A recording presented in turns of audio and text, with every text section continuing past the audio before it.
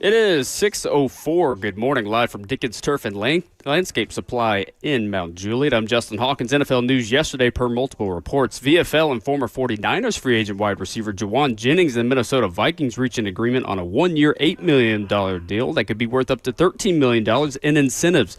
In 5 seasons, Jennings has 210 catches for over 2,500 yards and 22 touchdowns. NBA playoffs Thursday night. The Pistons take Game 2 and a 2-0 series lead as they go on to beat the Cavaliers 107-97. And the reigning NBA champs Oklahoma City Thunder in the nightcap handle the Lakers 125-107 as they take a 2-0 series lead. NHL playoffs, the Hurricanes take a commanding 3-0 series lead as they go on to beat the Flyers 4-1. Carolina has the potential to complete the series sweep Saturday in Philadelphia. For all your foundation repair and waterproofing needs, you got to go to USSTN.com. Breaking news at once on your home for the Titans and Vols. This is 104.5 The Zone.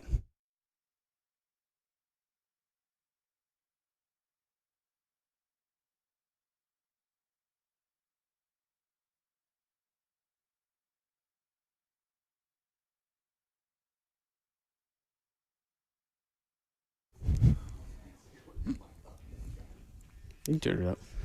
Friday morning, off and running on 104.5 The Zone, live from beautiful Mount Juliet from Dickens Turf and Landscape Supply. We welcome you to Ramon and Will. Crew is all here. Justin Hawkins on site. Kirby Allen Kirby getting us on air. Zach Kroll back at our 104.5 The Zone studios. He's Ramon Foster. I'm Will Bowling. 615-737-1045 is our number. Ramon, we are sitting on thrones this morning. We are. Thrones that would cut grass. No, listen to me. Make your lawn a little bit more beautiful. I'm talking about make your weekend better. And I'm very comfortable. How are you? Yes, I'm very comfortable too, man. This thing is wide enough for my hips and just long enough for my knees to be in a regular stance, in which I'm I'm almost in my kick stance right here too. Really? Just so you know, but this is comfortable for me. If I put my left hand down, I might just pass that Kirby over here. Is what I'm telling you. Okay, it's that comfortable. You look over like here a natural. So my only real job was cutting grass as a kid. Okay, that's all. Look at Kirby moving. That's all I ever did. Slowly walk away from the NFL veteran. Yeah. But what it was, I'm amped up this morning too. By the way, I had the race to get here. But with that being you won the said, race though too. I did win the race. I cut down way too much time. Well, we're talking about a different kind of cutting right now. We are, no doubt about it, because. Hey, give me a little bit. That was solid right there, man. With that being said, I used to cut grass. My middle school football coach on the weekends, I never got a chance to ride his big tractor like this, but this Ferris that we on right now got a stance that'll cover you up big hills. Toro, I believe. Is it? Well, it's got Ferris over there. Yours has a big Toro on it. I got Toro? You don't have Toro. Well, you got Ferris. I do. Okay, shout out to you then. Your throne sit a little higher than mine. It does. Or it might be that my weight pushes my seat down a little bit further. Early bird gets the higher sitting mower. This is also true, man, but this is an awesome machine. This is doable. We've got cup holders. We have room to stretch out our long legs, both of us. Yours longer than mine, but still both very comfortable. I mean, this every time we come here, this is the most comfortable seat that we sit in. Listen. This is insane. This is a work of art right here. And the lay of the land. This ain't a text and drive type of situation either. You shouldn't do that anyway. No, a lot of horses that you're sitting on here. You got to use both hands, and you're right. This is a lot of power. This is a 60-inch deck. You can join us here as we broadcast from Dickens Turf and Landscape Supply in Mount Juliet this morning. If you're down near our Murfreesboro location at Dickens Turf and Landscape Supply, you can check out 3HL as well at Ferris Days Open House. You, too, can take a seat in one of these and go, whoa. Yeah, you can. This is great. I'll get up for it. I love this. And they got more all sizes too. I got the small boys outside, but they got the Cadillacs on the inside. They got a gas gauge on this thing and everything. Oh yeah, they got it all. Got everything you need. Does it have a charger? I have run out of the answers that I have for you. I'm gonna be honest with you. I feel like it's got a charger somewhere on. Okay. Kirby's looking right now. Do we have a cigarette? We do. I thought it was a cigarette lighter. I thought it was a cigarette lighter. Let me add something, too. So I was just slightly behind on time. I won't call it late. Slightly behind on time is a better way to say it. Kirby said I was late. But Kirby said I get the Frank Wycheck award, too, because Frank Wycheck used to go to the studio and forget that we were on remotes, and I did the exact same thing. I was trying to get Mother's Day stuff together this morning. Mine just gone. I didn't realize we were at Dickens, and I knew all yesterday evening until I had like the 65-40 split. We did. And I was just like, oh, my gosh, and that's why I text you guys and made it here. But that drive, I will say, just a switch up, a change up. Usually when I come this way, I come down 109. Kirby and I talked about that. 109 is a slow, long highway as well, and you just not really see the sun. Well, coming down 40 East, you see the sun. And it was big and beautiful this morning, man. I thoroughly enjoyed that little extra drive we had this morning. I enjoyed it, actually. Yeah, honestly, I kind of feel the same way because typically my drive into the station is about 3 to 5 minutes. Yeah. And it's kind of nice having a little bit more time to wake up and sip my coffee and think about life, think about what I'm going to say for the next 4 hours on Ramon and Will on 104.5 The Zone. Sometimes I just kind of walk in and, yeah, I'm just still getting revved up a little bit, but engine's fully going when you got a little bit longer to drive. That's not a bad thing. I do wish we lived in an era where we had flying cars by now. Oh, okay. Because I'd just rather get to places sooner. I mean, we kind of do if you count planes. That's true, but like like your daily commutes though, like on the Jetsons, like that's what I thought of. You ever see the Jetsons growing up? I'm familiar with it. A little bit. You did. Yeah, and that that's what I thought the future would be because the Jetsons was my reality when I was young. Well, we already kind of have flying cars. See, that's the problem. No. We already have flying cars. It's elevated highways. This is true. Because you are driving at different altitudes. You just still have something beneath you. So like a spaghetti junction kind of situation. No, I'm serious. That's real. I've legitimately heard this argued on Twitter of but low-key, we kind of already have that. We just built a road underneath the wheels still to where you can still go in an organized fashion. I'm being serious. I'm riding with it. I'm not even trolling I've heard this before. You'll know if I'm trolling. I've heard this before. Because that is kind of the different way. Most days. Give it a little bit of time. I'll get there. Where you can have different elevations of organized cars. That way you're not just all hitting each other in the air. I did hear about Imagine the chaos on the ground if you're just Breaking Bad. I think I was in Houston and somebody said that before. It might have been Coach Mack or somebody. I feel like they said, look, we have flying cars as the elevator because Houston got all of the elevated interstates. Yes, they do. But they do have the personal cars, though. I wouldn't trust a human being in one of those. I'm not riding in one of those. That ones that go from wheels to flying, definitely not okay with that at all. 615-737-1045 is our number. Come on down and see us here today. Here until 10 o'clock in Mount Juliet at Dickens Turf and Landscape Supply during Ferris Days to get the best financing and best prices of the year. Go where the pros go, Dickens Turf and Landscape Supply. These guys make it so easy, whether you are an expert and already have what you think is the best lawn in your neighborhood. A, it could be better. B, if you know you don't have the best lawn and you think you know nothing, they're going to make you smarter about it. They're going to fix up your equipment. They're going to get you some new equipment and send you on your way. These guys are awesome. We are glad to be partnered with Dickens Turf and Landscape Supply again this spring and summer. Yes, we are. You were talking about me, and I raised my hand when you said if you think you got the best yard in the neighborhood. That is most definitely me. I would be the other one. You have clovers now. I do have clovers. You can't have the best yard if you have clovers. I would be the other one of not knowing where to start and needing the great advice that Dickens could give me. Yeah, you will, because there's a lot to it. Like, you're going to have to take a soil sample, which I'm sure they do here. Once you do that, you got to start putting your vitamins in the grass as well, like the plant food. And there's a lot that goes into the hydrogen nitrate. There's a lot that goes into it. But it's a fun process, though. In general, you will enjoy it. If you do use I think it's hydrogen nitrate, you got to overwater though, because that fertilizer right there will burn. You're saying words I've not heard since chemistry. Kirby know what I'm putting down. By the way, I don't doubt it. In Australia, by the way, you know why? Hear me out. This is one of my dumb smart facts that I hold on to from time to time. In Australia, they have a bad wallaby kangaroo issue around golf courses. You want to know why? Because golf courses uses this hydrogen nitrate to fertilize the grass. And that's honestly where animals get their nutritional value or energy from, though, too, if I'm not mistaken. I'm probably a little bit off on that, but those kangaroos will eat the fertilizer because that's where they get all their energy from, though, too. Look it up. I've seen that for you. Yes, exactly. That's why they all jacked up like that. 615-737-1045. Friday morning headlines. I never doubt that. Coming up next, Jauan Jennings landing in the NFC, the biggest roster hole on each team in the NFL. And I think a player the Titans should be interested in who just hit free agency yesterday. We'll start with that. Coming up next, Ramon and Will, live from Dickens Turf and Landscape Supply in Mount Juliet on 104.5 The Zone.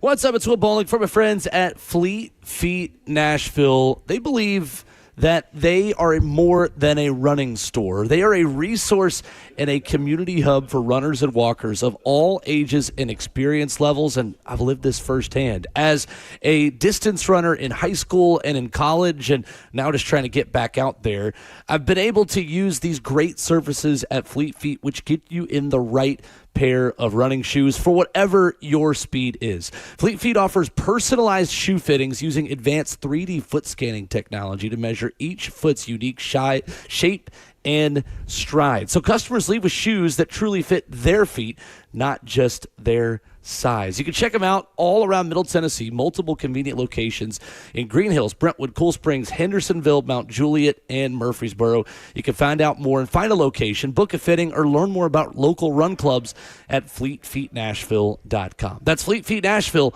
online at fleetfeetnashville.com.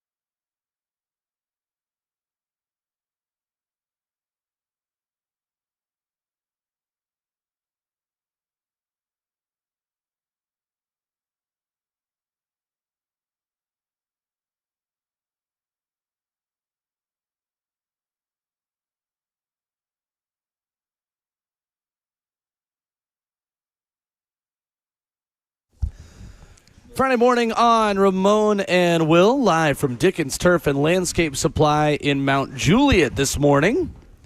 This afternoon for 3HL in Murfreesboro for Ferris Days open house. Come on down during Ferris Days. Get the best financing and best prices of the year. Go where the pros go. Dickens Turf and Landscape Supply.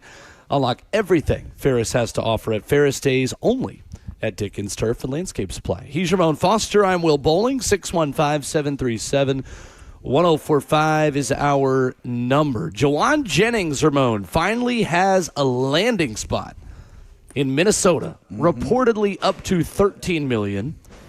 So congrats to Jauan Jennings on signing probably an $8 million contract. No doubt with the Minnesota Vikings for one season. That's exactly probably what it was. His baseline is 8 with an opportunity, probably per game basis of roster bonuses and yards and stuff like that.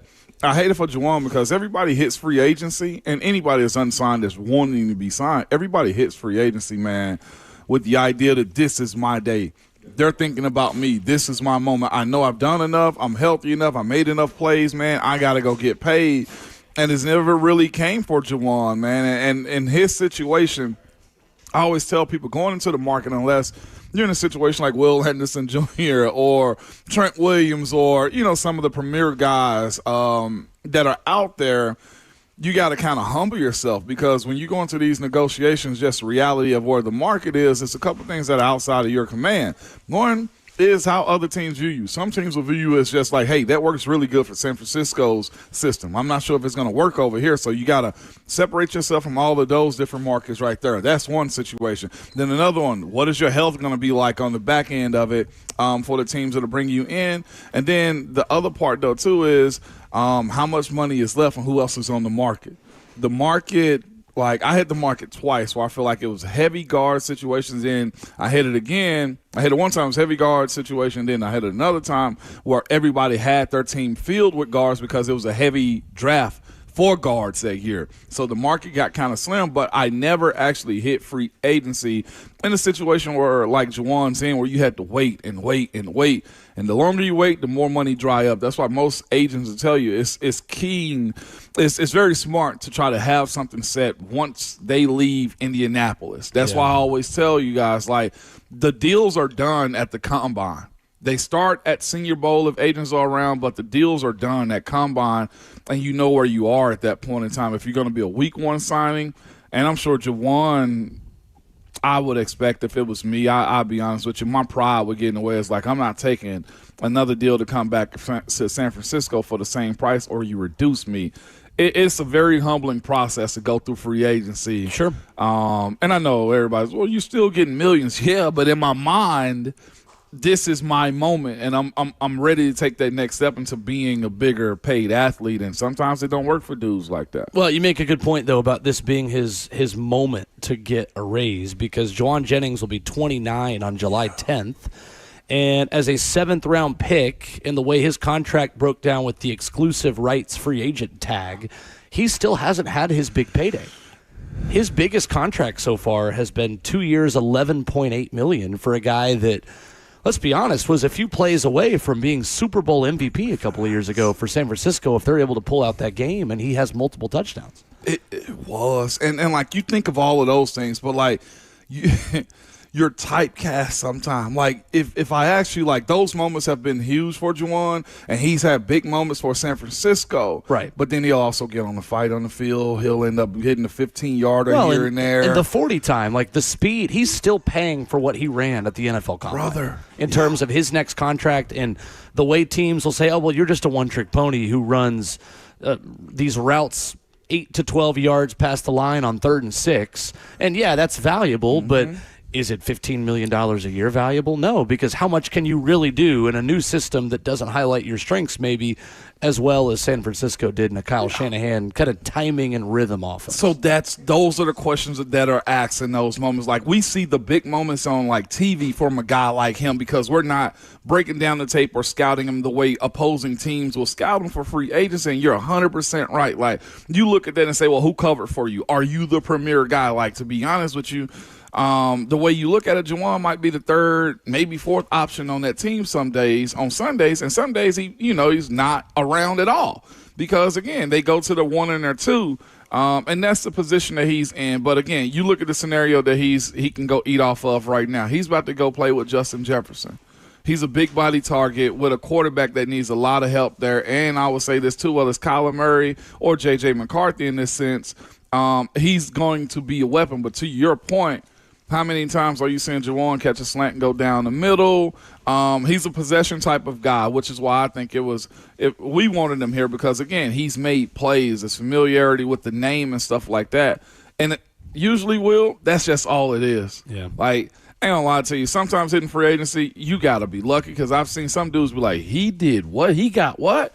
And the market determines that. Jauan hit a bad year in which the market was pretty much filled because everybody had their guys already. And there was a bunch of pre-draft and pre-free agency trades that were happening too, like Michael Pittman Jr. and stuff like that. It was a good kind of mid-level slot receiver early day two. Yes. It was a good day two draft for wide receivers. It was. And it was a great second tier like free agency for wide receivers this cycle too. Right. Yeah. You mix that with a guy who wants maybe a little bit more than most at 29 years old a payday because he's not had his big payday yet. Yeah, that's the recipe for signing on May 8th. His mindset now just have to be, man, I'm a cash in and do one more. Like I would say this for him, if I was him and advise him, go absolutely just take everything off the table in Minnesota. Sure. Make Minnesota your home. Like eat with you Justin get up to Jefferson. $13 million if you get all the incentives. So I would be wanting the extension of it because if we hit the market again, I just don't know, especially with next year's draft, if there's going to be a big market for him. Yeah. And every team going to say, we're waiting on this cheaper, more youthful, talented wide receiver core. Longtime Colts corner Kenny Moore was released yesterday. He'd requested a trade back in April, but with nothing materializing, he is now out there, and Ramon, I think this is a really interesting fit for the Titans for a couple of reasons. First and foremost, Kenny Moore is 32 years old and has been with the Colts since 2017.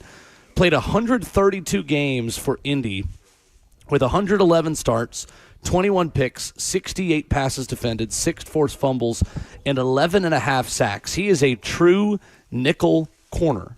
Yeah. And he's played for your defensive coordinator in Gus Bradley.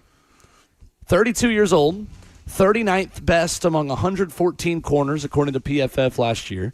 Did not play the full season. Played 14 games, made 7 starts. 578 of his 783 snaps were at nickel a season ago. 89.2 passer rating allowed, not bad. Couple of sacks, had a pick, 3 pass breakups, 12.6 yards per reception allowed. 43 receptions allowed, was 29th best among corners in the NFL. Low risk, I think potentially high-ish reward, honestly, for the Titans. If Kenny Moore's hurt and can't play a ton for you, well, then you've got Marcus Harris. But I am honestly very open to the idea of still bringing in an experienced nickel player to compete with Marcus Harris at what is essentially a starting role within this defense.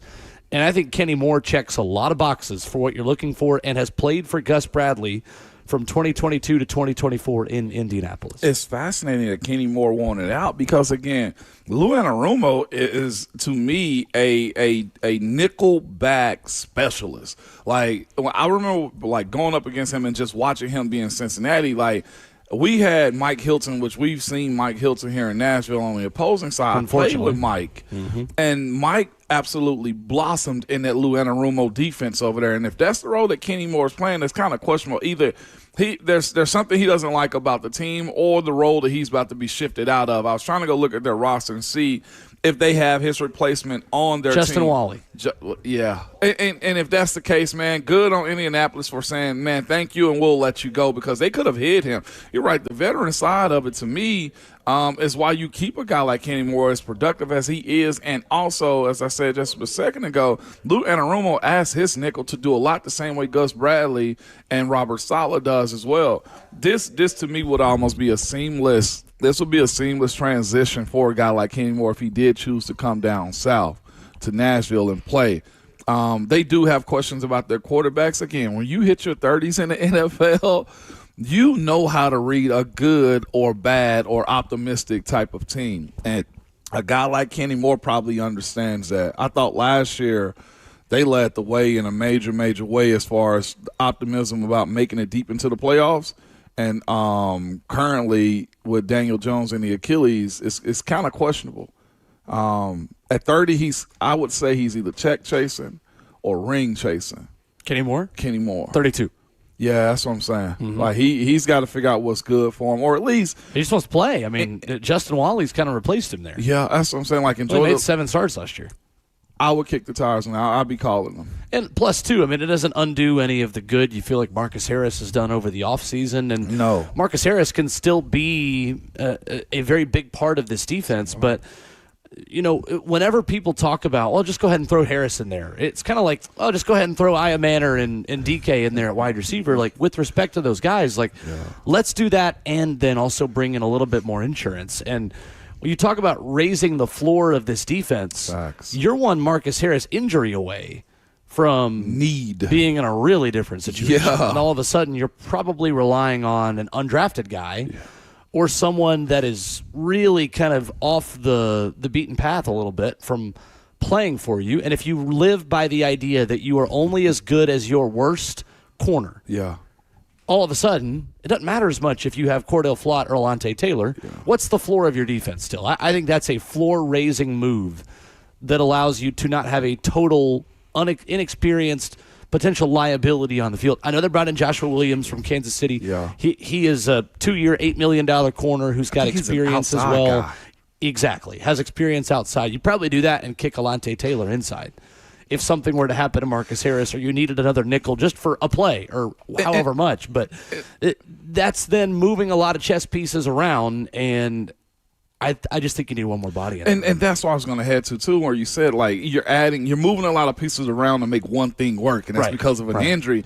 And I'm with you. Like, listening to Rob yesterday, Rob Ayers, we had a real good conversation on, like, the simplicity of this offense means this as well.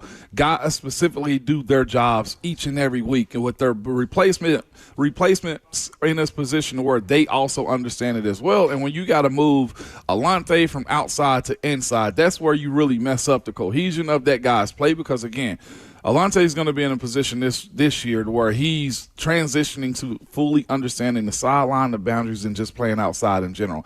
I'm not going to minimize the nickel and dime positions on the team, but you're more middle of the field sometimes, and you got, closer to the line of scrimmage play or around the box. Like, being in that space like that is something that Alontae's got to get back used to. So I'm with you. I see somebody in our comments say, if you sign Kenny Moore, that's just 4 seconds of coverage. You know how long an average NFL play is? That's a lot of coverage. Sign me up for 4 seconds of coverage every single time. The average play is about like 3 seconds. He's in a bonus if that's the Cam case. had one of the longest time to throws in the NFL last season, and he was a little over 3 seconds on average. A little over 3 is a very long time. Brother, I mess with you. Got to get our standards up a little bit. I mess with you two-tone, but I'm taking the 4 seconds in this situation right here from Kenny Moore. If that means that man can mirror him like white on rice right there. So it's a matter of just completely, to your point, Will, raising the floor.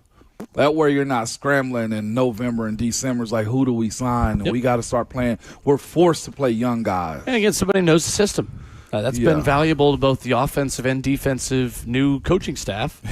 Who could we bring in who's run the system before? Kenny Moore has played Gus Bradley's defense for 3 years in Indianapolis. So I'm interested to see that mesh together. Something to monitor. Aaron Schatz writes at ESPN.com about the biggest roster hole on each team in the NFL. Titans have an obvious one, right? Yeah, RG. Right guard. Right guard. Yep, that's what he says as well. Yeah. Says the Titans have plenty of bodies to throw at this problem, but none of them are established starters. Former Bengals starter Cordell Volson missed all of last season with a shoulder injury, but before that, he ranked 61st out of 64 qualifying guards in pass block win rate in 2024.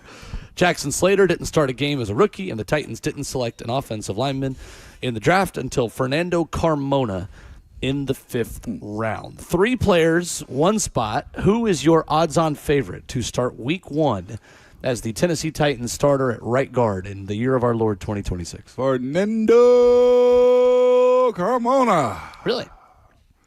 He fits the mold of what I think they need here. Size, anger, and leadership.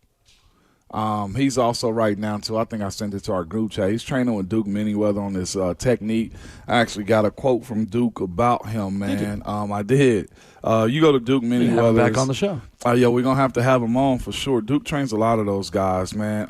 But he spoke very highly. Jeez, I need to go to my text, not tweets. I'm tripping this morning. But I ended up asking him about him or whatever, man. I said, I see you got Carmona working right guard. If you look at the tape, too, from Duke Manyweather's page, he's working right guard stances, which was smart, and I think this was pre-draft as well. But he ended up working. I said, you got him working right guard. I was like, man, he could win the starting spot for the Titans this year just based on what I've seen on tape. He put very hard worker, experience at a lot of position. It will be interesting to see what happens with him, but he could very well start at right guard. Now, that's somebody he's training. He's going to be very pro him. He's my eyes. So he's the one that said that? Yeah, he's the one that says that. Yeah, it's like it will be interesting to see what happens. He was like, but he may very well start at right guard. He's on him. He's got power. He's got the physical knack to his game. As a young offensive lineman, Will, that's why I would tell anybody, whether they're a freshman in high school or rookie in the NFL or college, if you possess physicality and strength, you're going to play. And because if you don't just get pushed back in your face, that's the first test I think the NFL presents to you. Duke's high on him, but that's also one of his guys as well. You feel me? Sure. I'm high on him too, just because I always talk about the balance of the O-line. Like right now, you got to have a little bit of youth and a little bit of cheap play at one of those positions, and he provides that for you. So yeah. Right now, you've got more expensive options at right tackle, and left guard. Yeah. And to your point, you always say, just give me three. Just give me three. And right now, the other two are Austin Schlottman, who's slotted in at center, and Fernando Carmona at right guard. If you can get Schlottman at his price point, about $4 to $5 million, I think as well, and you get a rookie in there, not saying just because of the money, but like if you believe in the young rookie, Carmona, who specifically has played guard, and I'm not diminishing Jackson Slater. Sure. I just look at him still as a future center for this team. But that's yet to be determined as well because he's so much developmental. I don't think Carmona has that much development in his game. You're going to get him at a steady rate of incorporation to this offensive line. Yeah, if their type is to go with bigger-bodied offensive linemen, that does probably mean Jackson Slater's a center. Yeah. Just because of the way that he's built. He's not as big of a body as many of these other players. I'm starting to and this is fine. I've seen guys come into the league like this as well. Just because of what I think they like big guys, because if you look at a young fella out of Indiana too. Pat Coogan. Yeah. Coogan's also 6'5". Yeah, he's a big dude. And he would be a big center. He'd be a big center. If he's able to take over that spot later in the season. And to go back to the Jackson Slater side of this, he might just be your rotational piece for a career until an opportunity is given, like Cordell Volson. You know what I'm saying? Like he might have to go somewhere else to get starter attention. But I think here he's going to be your jack of all trades for the Titans in a sense. I would just say as a rule, I know we love recent draft picks and we're so willing to put them out there. But on the Slater front, there's just more time needed for someone from Sacramento State to get used to the physicality of playing NFL football, right? I mean, you are so much more plug and play coming from the SEC. And I'd throw the Big Ten in there also. Big Ten, most definitely. Compared to FCS football. Yeah. And that's no slight to people from FCS football. If you can play, this league will find you. But, Ramon, wouldn't you say that if there's any position that FCS players need more time to adjust in, it's line of scrimmage play? It is. Because the gap of physicality from FCS to FBS, to me, is more significant than the gap in speed for skill position players from FCS to FBS. You'll find guys that can run in the 4.3s and 4.4s from FCS programs. They just might not have the ball skills. They might have the overall technique to play against corners the way that SEC and Big Ten wide receivers and defensive backs do. That being said, there's nothing that can simulate that level of physicality that you're getting in the Power 2. No. Versus what you were getting at Sacramento State. And that's no slight to Jackson Slater. Absolutely he not. may end up being the best out of those three, between him, Coogan, and Carmona. He just might need more time to reach that floor that you need to be comfortable putting him out there in the field. No doubt about it. And I know somebody gonna hit us with a gotcha. Well, what about this guy? And I just want to throw this out there. Not everybody's gonna be built like Quinn Miners. From the Denver Broncos, who came from Wisconsin Whitewater, though, too. But here's the thing. He was a third rounder versus a 6th or 7th rounder versus Jackson Slater. And then it's the other side for me, too. He's 6'3", like 320, 330 when he came out. Again, size and strength will buy you time to grow. And he also had, in my personal opinion, Quinn Miners did, a nasty style of him, too, coming out of Wisconsin Whitewater on his tape that made it attractive to start him early and play him early. Now one of the highest paid guards in the league, too. Jackson Slater, for those who don't know, too, second-year player at Sacramento State, 6'3", 311 at the NFL Combine, 32-inch arms, 501 in the 40. 9.36 relative athletic score. I mean, he tested well. He's just built a little bit differently from the other linemen the Titans have brought in. They going big here, I feel. 615-737-1045, our number, live from Ferris Days at Dickens Turf and Landscape Supply in Mount Juliet. Coming up, good news as far as the NFL and its officials are concerned, plus a little bit of hoops and hockey postseason scores and reaction for you from last night. Coming up next.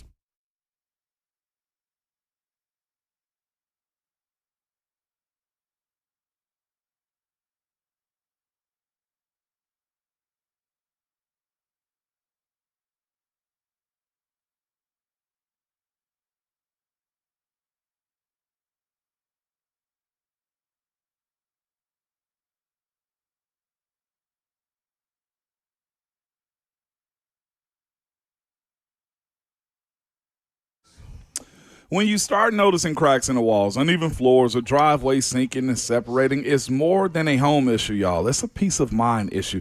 That's why who you choose for foundation repair and concrete leveling really matters. I trust United Structural Systems, in case you was wondering, because they've been doing this right since 1994, right here in Tennessee. USS doesn't believe in quick fixes or scare tactics at all. They take the time to inspect and explain what's happening and walk you through real proven solutions that are built to last. Whether you need your home foundation stabilized, crawl space repair, or concrete leveling for sinking sidewalks, patios, or driveways, USS uses engineered systems designed for long-term performance, not temporary patches at all. With decades of experience and thousands of homes repaired, you can trust United Structural Systems is here today and here to stay.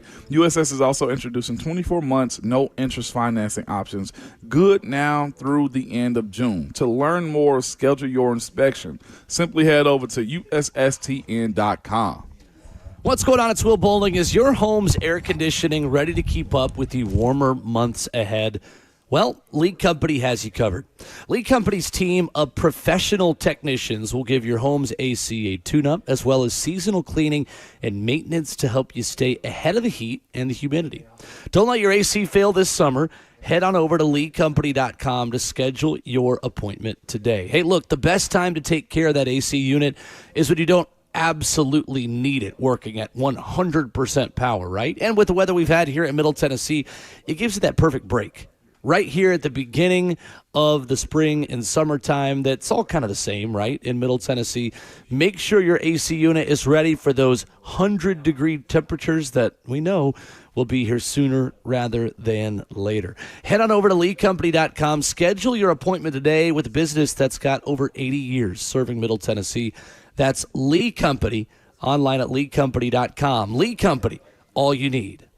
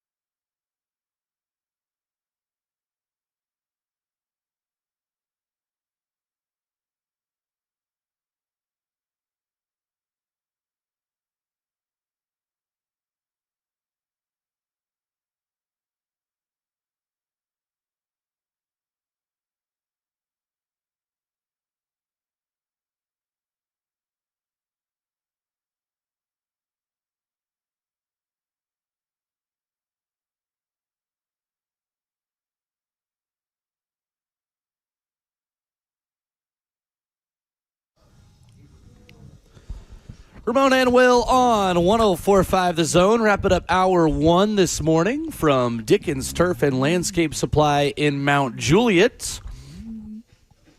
Ramon Foster and Will Bowling experienced that Ferris difference today at Dickens Turf and Landscape Supply during Ferris Day is going on now. The best financing and prices of the year. As Ramon and I are on these big bright red mowers this morning, feeling comfy. They are. Cup holders. We got chicken biscuits. We're happy. We're content. Well, ain't nothing really to complain about this Absolutely morning. not. They let the kittens out of the house this morning. They did. Man. A new training program and increased league access to officials are included in a proposed CBA for NFL referees. Judy Batista of NFL Media reports yesterday the proposal includes a new training program for officials. That program would include work at mini camps, training camps, and joint practices ahead of each season in the proposal, and reportedly includes increased league access to officials. Here's what I really like, though, in this. The proposal calls for the development of a bench of officials beyond the ones assigned to regular crews. So those items are what Judy Batista characterizes as a commitment by the game officials and the league to improve performance and increase accountability in the future. If the NFLRA agrees to ratify the agreement, some of those initiatives can get underway. The prospect of replacement refs this fall is gone. A bench that, Ramon, maybe implies that if you have a bad game, Jerome Boger. Maybe you get benched for somebody else who was just watching the game on TV the week before. This bench is awesome, though, too. Can I make an APB real quick, though, too? Please do. If you are a able-bodied person, I say male and female. Not named Jerome Boger. There are female referees now. The league is asking for almost, I ain't going to say almost anybody, but if you have some athleticism and some former playing in your history, I would tell you this. You try to get in on this NFL refereeing. There are so many crazy benefits. The pay is amazing, and the lifestyle that comes along with it is pretty cool, though, too. I got some friends of mine that have played ball, and I'm asking them, you don't want to go be an NFL referee? Like, they're fast-tracking some former players into this as well. But if you're a person that's looking for great pay and excitement in your career, get into refereeing. I promise you, it is well worth it, especially now with them trying to have safety valves when it comes to the quality of these guys. And the incorporation of this bench is pretty wild to me. I think that's the first sign of they're trying to bring in more people who are available to referees in case there's a blunder that happens on a big weekend. Yeah, and it's kind of tricky to create a safe amount of accountability for refs, because if you give them grades publicly or in their belief have them talk to the media, you can create more inflammatory situations in the stands when you get that guy back on the crew the next week. It's true. You know, if I knew that somebody had missed 4 holding penalties and a pass interference the week before, the second one is or isn't called for my team the next week or against my team the next week, or you feel like you make a mistake, the league is trying to protect its officials and protect the crowd. This is true. In a way from getting too crazy. I think all that's crap, to be quite honest with you. I think that's liability stuff. I think it's the league covering their own butts. And I think this is a good first step to creating some sort of accountability, because a referee plays a major role in the game. Yeah. And they are the only ones that don't have to answer why. The only ones. If a coach makes a bad call, if Brian Callahan accidentally doesn't challenge something because he doesn't think that 1 elbow equals 2 feet in Denver, he's going to be asked about it Sunday, Monday, and Wednesday at his press conferences. That's true. And then probably the next week until he does something to change. If a player drops a pass, he is going to answer to why. He's going to probably talk about it at his locker on, again, Wednesday, Thursday, and Friday if he's willing to talk to the media. The only people who impact the game who don't talk to the media about the game are officials. I get the reasons why they don't do that fully, but also there's got to be some kind of middle ground between no accountability and we're throwing you the wolves, and the next time you miss a call, there's a golf ball coming in from the 300 level in Nissan Stadium or from Lambeau Field or pick your stadium because a fan got too mad because they know that you messed up a call last week and now you messed up one again this week. It's such a tricky spot, though, too, because a good bit of this is like, yeah, they're going to miss it, but, like, we complain about messing up the flow of the game, too. Oh, yeah. And in that, so then answer for it. I know, but like the point of it is, if that referee that got dinged for missing 2 or 3 holding calls, next week's call 6 or 7 holding calls, are you more okay with that, or just saying, man, that's part of the game? He's allowed. Then the onus is on the league. Of the league is pulling strings and making people call more holdings and things like that. I mean, either way you spin it, we're going to complain when the call is wrong. We are. I hate. I've been in a situation where I know referees have missed calls, and then the next week they're watching us tighter, and then they ever should in games like that, and they're seeing stuff that's not there. They're the invisible product. They're supposed to be. It's the point, though, right? Well, they're the invisible product that's out there in the field that's regulating the game. The league wants to minimize them as characters as much as they possibly can. But the part of it is the same with umpires in baseball. Like, the mistakes is part of it. Or do you want a perfect game? I mean, it's part of it, but again, like the mistakes that are part of for everyone else, they get to answer on why they made that mistake. That's true. And like, I do think there's a world where you can actually help explain the intricacies of some calls that a crowd may think is wrong, but was actually ruled correctly by the book. Like, you also do yourself favors by having a ref say, like, actually, in terms of this rule, in this article of this part of the rule book, I made this call correctly, and New York already called and told me they're going to back me up. We're good. Yeah, that's true. It's twofold. They just don't want to make that part of the game. Yeah. I'm good with some exposure. I do think if you start attacking that much into the weeds, it kind of devalues the process of enjoyment, too, if that makes sense. Sure. Last night, hoops and hockey, Pistons 107, Cavs 97. 5th consecutive postseason win for the Pistons for the first time since 2008.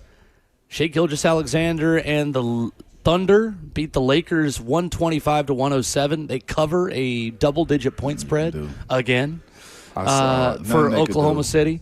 19 points and taking 14 shots per game, Shai Gilgeous-Alexander, who averaged 31 in the regular season. Doesn't matter.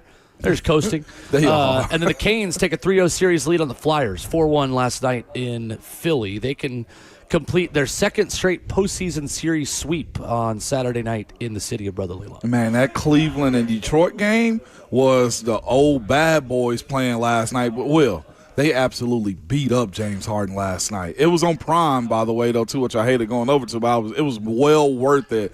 Really good game. Detroit, man, has really changed the mindset of their team. But down 3-1 against Orlando, came back and stormed against them and won that series, and now is up 2-0 on Cleveland. Donovan Mitchell, man, is trying his best, but it is not enough at all. When I tell you those young boys on that Detroit Pistons team is absolutely whipping them, they are doing it. They got a cold call, too, in their stadium now. They go Detroit, and they go bad boys.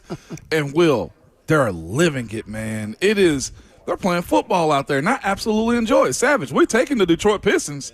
They're the 33rd team, not North Carolina Tar Heels. Yeah, they're fun. Yeah, they're fun. Very fun, man. Really good game last night. They got a good group of athletes over there, man, and players. Kay Cunningham cooking, absolutely cooking for Detroit.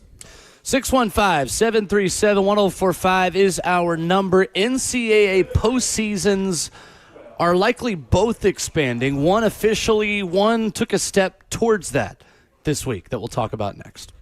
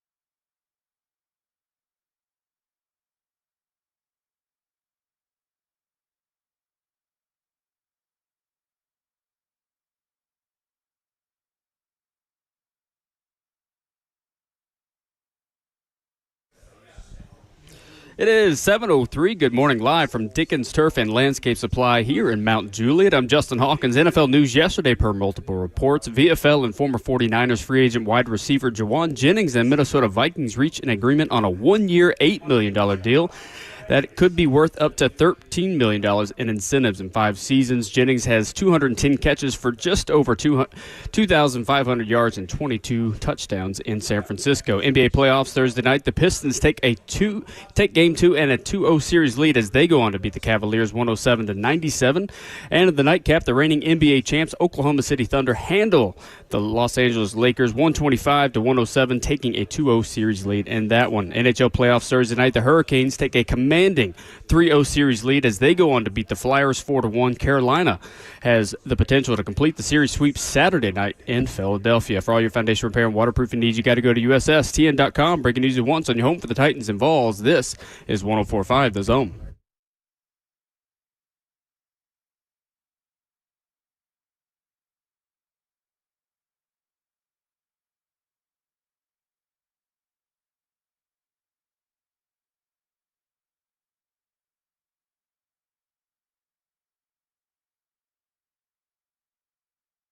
Many oak trees growing because the bark brought acorns, and like I'm seeing 7 a.m. hour number 2 getting started on your Friday morning edition of Ramon and Will.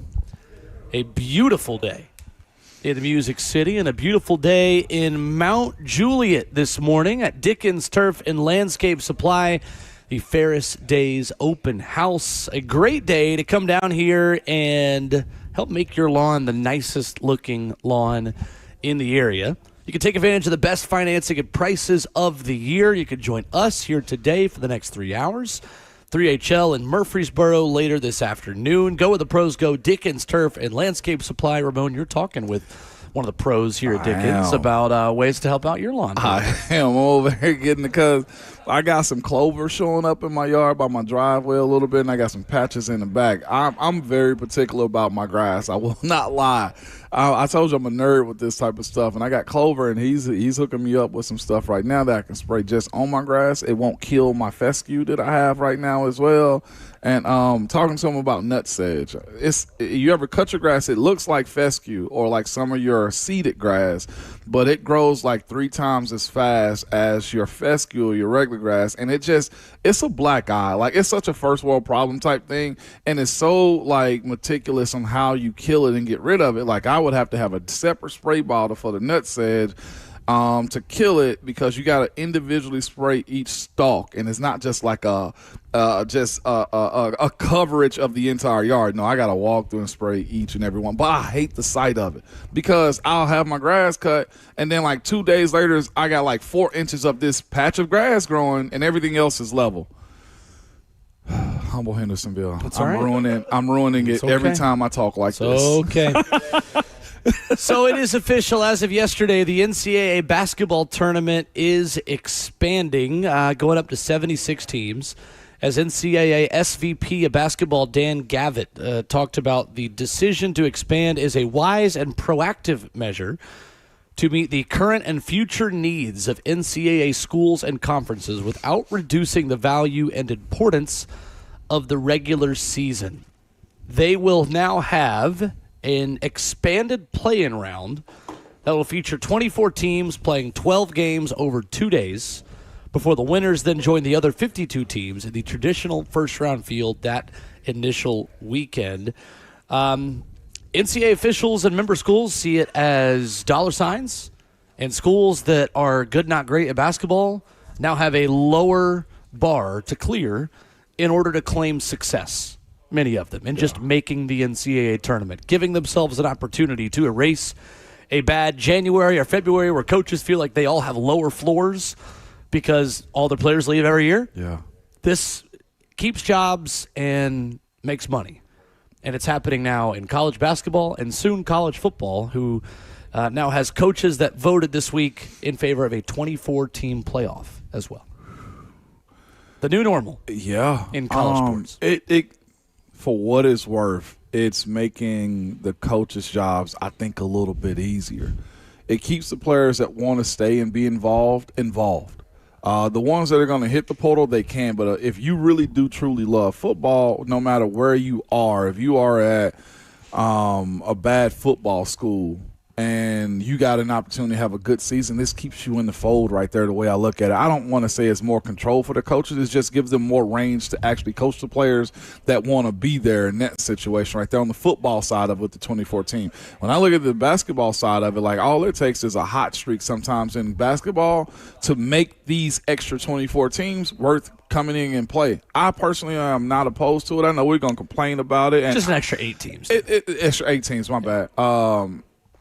We're going to complain about it a little bit, but the more ball we can get around March Madness, the more I want. I'll be honest with you. I've enjoyed what it's kind of turned into on this end of, especially with so many top-tier teams. Like, I kind of want to see what happens on the back end of this thing. I know what the end result's going to be. So the product in basketball, I think, is impacted less by adding more teams than the overall product in football. I agree. Because basketball is more of an on any given day sport than football is as a rule. If you have the athletes in football, you are harder to upset at the college level because the disparity between Ole Miss and Tulane, the disparity between Oregon and James Madison is significant enough that adding a couple more of those types of teams, at the end of the day, doesn't really do a ton for you in terms of, you're getting more football, but, like, how much meaningful football are you really watching?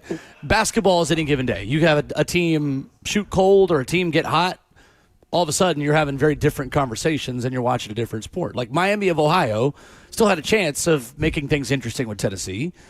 That ended up being a terrible matchup for Miami of Ohio. But against some teams in the first 4, they might have been a Sweet 16 team with the way that they played during the season. My issue is more on the football side of this and justifying what I think Andy Staples wrote well about this week, and he made a good point. Coaches are voting for a 24-team playoff, and job security is the main reason why. I agree. I think we don't really have enough evidence to say 100% that a one-and-done playoff run really makes you all that much more secure in your job. And I think this is where Tennessee's a really interesting example with Josh Heupel. Yeah. What does his job security and approval rating look like in the fan base if you go 8-4 or 7-5 again this year? Because you've already made the first round of the playoff. Is that enough to keep you around?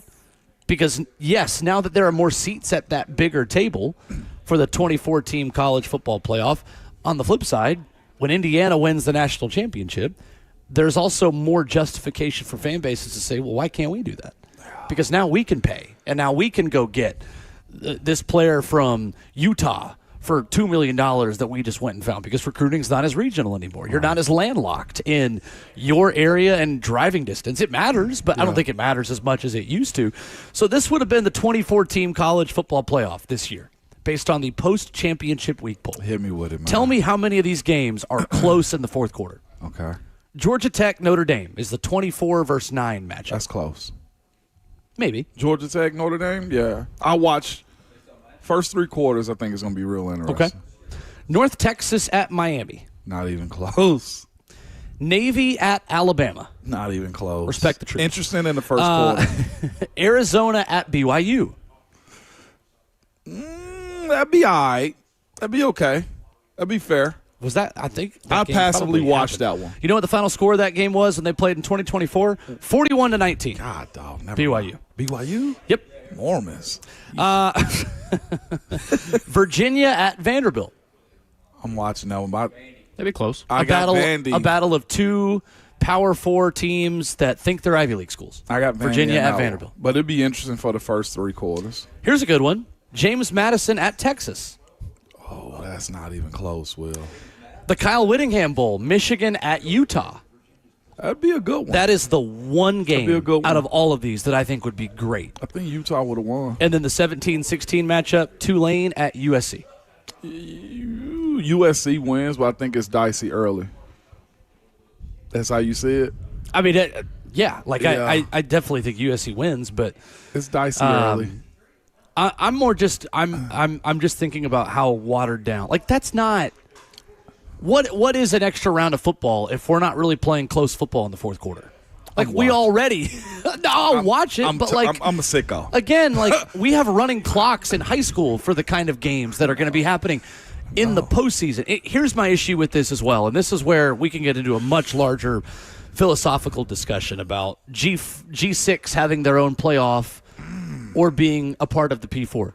Does Navy have the same grind on their schedule to earn postseason football as Alabama? No. Does BYU have the same strain and the same bar they've got to clear to make the playoff than North Texas? What did North Texas really do? Be available and win. That's it. There you go. Be available. There you go. I mean, it just you were looking at double-digit point spreads in Georgia Tech, Notre Dame, North Texas, Miami, Navy, Alabama, Arizona, BYU, James Madison, Texas, Tulane, USC. I bet you have double-digit point spreads in 6 of those games played in the first round. Here's what I would say. Looking from the top down, yeah, that's how I think most big Power 4 conferences, Power 2 at this point, view this situation. From the bottom up, this is a big opportunity, though, for North Texas, for Navy. To do what? The money that's involved with it, the exposure for all of those players. Make money. Yeah, to make money, and that's it. For all of those players that's on Bama, on Texas that don't get an opportunity to play, you now have to, in my opinion, a second economy of players that know they can go to these places and have a similar experience. You hope that there is a long-term trickle-down effect. I do. If more teams can raise a banner that says playoff participant, then that evens the curve of where recruits are going. I just don't believe that's going to happen. Can I say this part of it, though, as well? Football fans of teams and leagues also need to be more realistic as well.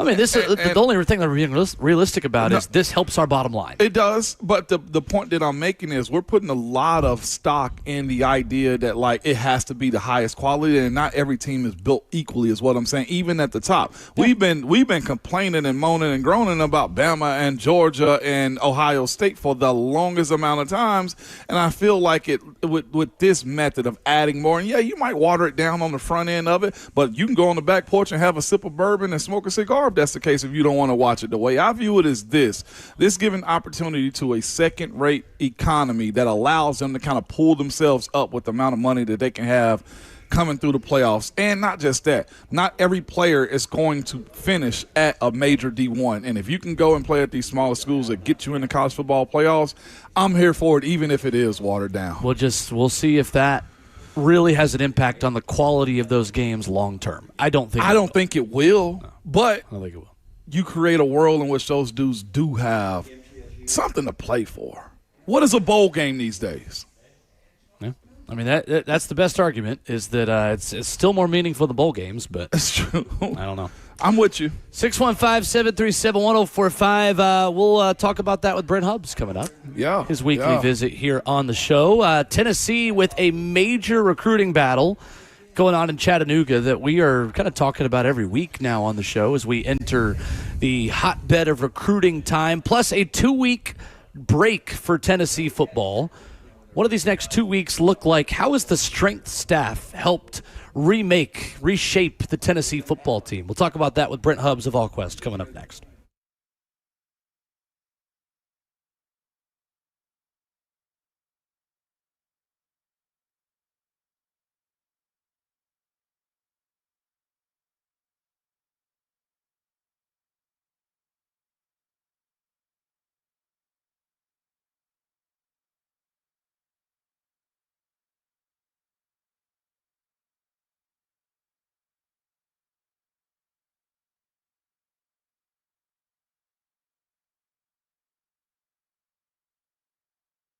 Go to the pros, go Dickens Turf and Landscape Supply to make your lawn the best-looking lawn in the neighborhood this spring and summer and year-round. As we're joined by our good friend Trey Hartsook. Trey, weed control. It's a big thing right now. A lot of weeds out there in lawns all across Middle Tennessee. How can you guys help? Hey, Will, our biggest goal at Dickens Turf and Landscape Supply is to have the best lawn in the neighborhood, like we talk about all the time. So what happens is people get busy with spring, and we understand that. We're slammed here. But make sure if you overseeded in the fall and you have green and you're looking good, make sure that you're doing some sort of herbicide Supply, whether it's granular or it's liquid, to take care of those weeds. At Dickens Turf and Landscape Supply, we don't like the weeds. They'll mess up a good lawn faster than anything. So if you got stuff in your yard that's not lush PTT from Dickens, come on down and see us, take pictures of it. We'll ID it. We'll get you the herbicide that you need to get it taken care of. We love talking turf grass. Stop in and see us. We're conveniently located all over Middle Tennessee. No locations in Nashville, Hendersonville, Murfreesboro, Bellevue, Brentwood, Lamar, Mount Juliet, and Franklin. Open at 7 a.m., closing at 4:30 p.m. Monday through Friday, 8 to 12 on Saturdays. If you can't get a hold of us, check us out online, DickensSupply.com.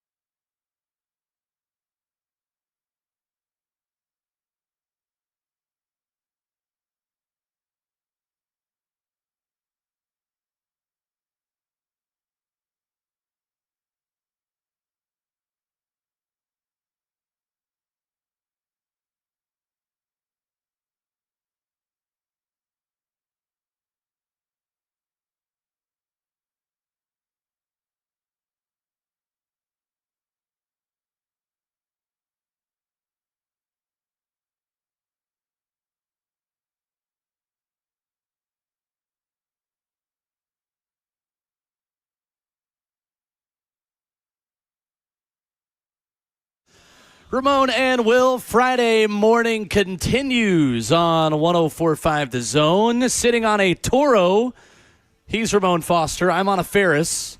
I'm Will Bowling, live from Dickens Turf and Landscape Supply in Mount Juliet, as we are pleased to be joined by our very good friend Brent Hubs of All Quests and On 3 this morning. Brent, good morning. How are you? I'm doing outstanding. Hope you guys are doing well today. We're good. We're comfy. We got these nice mowers. We got Ramon getting lawn advice in every break. We're starting off the weekend right. We're having a good time. No doubt. Well, Ramon needs plenty of advice, so that's a good place to start there. Yes, I do. I was over here talking about clover and nutsedge that's inside of my lawn right now. Hubs, you don't mind the clover in your yard, do you? Because you probably got beekeeps over there for your honeybees. The bees are up at the greenhouses for the tomatoes. I do not like the clover in my yard, so we fight the clover out pretty good. But the bees we don't mess with over on the greenhouse side because we need them for the pollination of the tomatoes and the cucumbers and all the things that are growing these days here at the farm.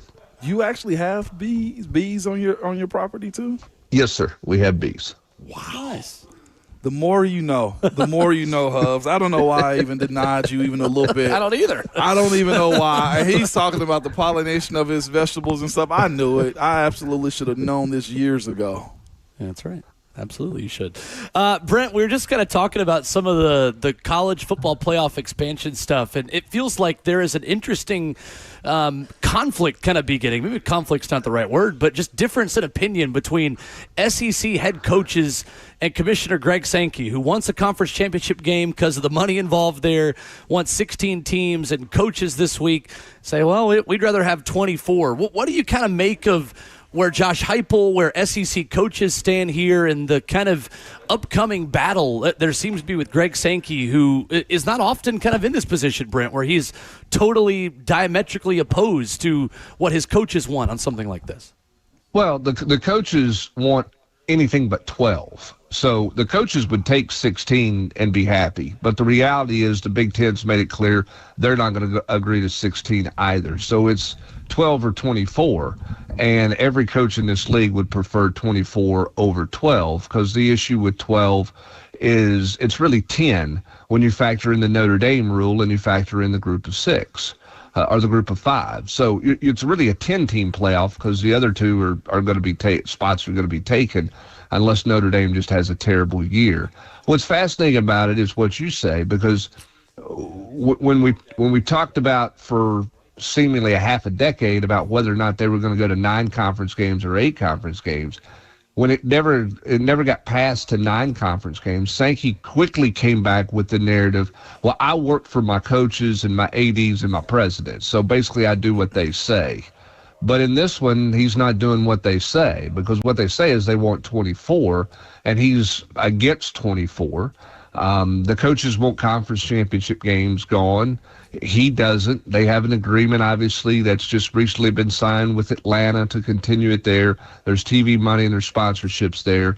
I think the TV money you make back in a 2014 playoff, but I'm not an accountant, so I've not seen the numbers. But Sankey seems to have dug his heels in pretty good on this one. And what's fascinating is not only is Sankey not willing, or to this point has not shown any compromise to his coaches, what's really rare is that his coaches have publicly come out and endorsed something that he doesn't endorse.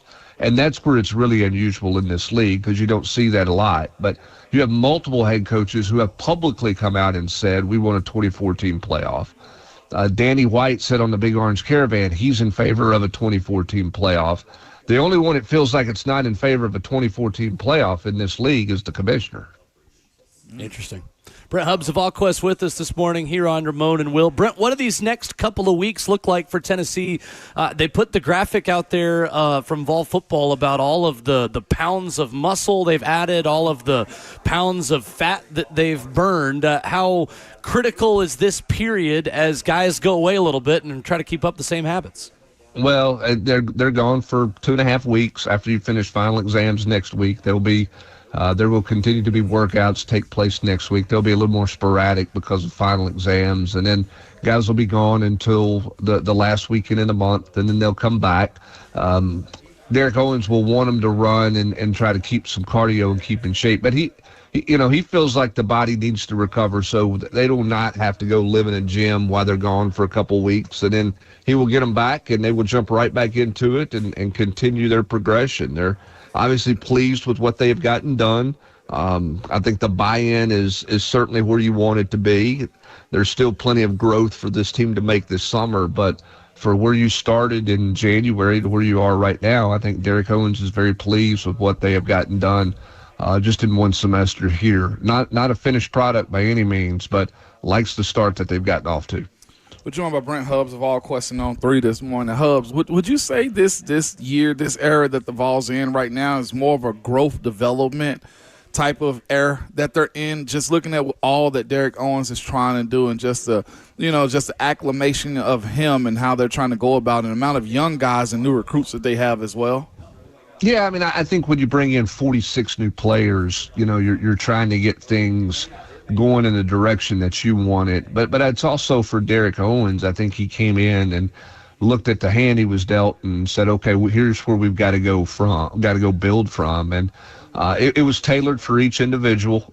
There were some guys who clearly had to lose a lot of body or lose some body fat. There were some other guys that clearly needed to get bigger, just massive from a mass standpoint. And obviously they've been working on speed as well.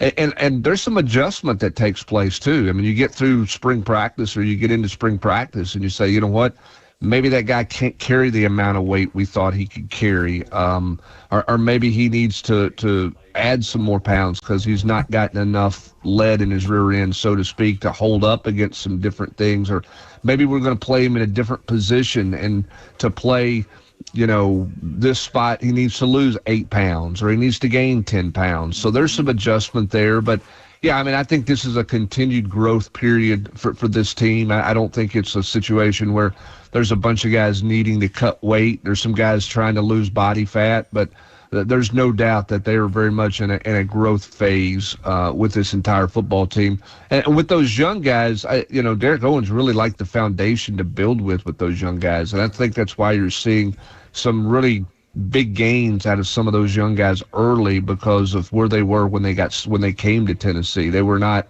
that they were further along than maybe some freshmen typically are.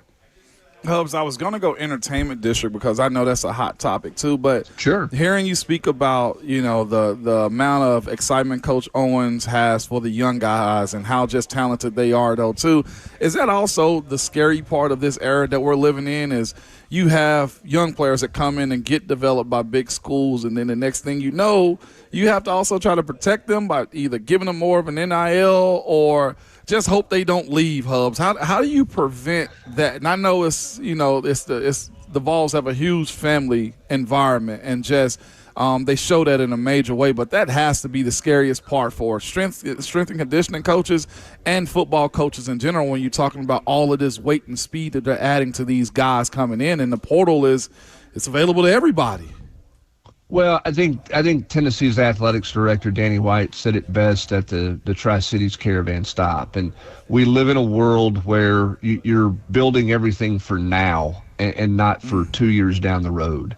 There was in your era and previous to that, obviously, that, you would look at your roster and you would say, okay, what are our needs in this recruiting class? And you created those needs based off a 2-year projection. Where are we going to be in 2 years? So where do we have a hole we think is developing that's going to develop in 2 years, and who can we bring in and redshirt and develop for 2 years and get them ready to play? You don't live in that world anymore. You live in the world of the now, which is where there's the delicate balance and the question that always persists of how much do you recruit in the high school ranks compared to living in the portal. In basketball, it makes more sense to live in the portal unless you're going to get a one-and-done guy in the high school ranks.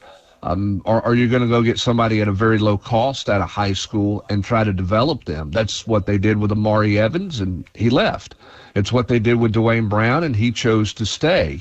That's the world we live in there. Football's a little bit different than basketball because for linemen, you do have to develop.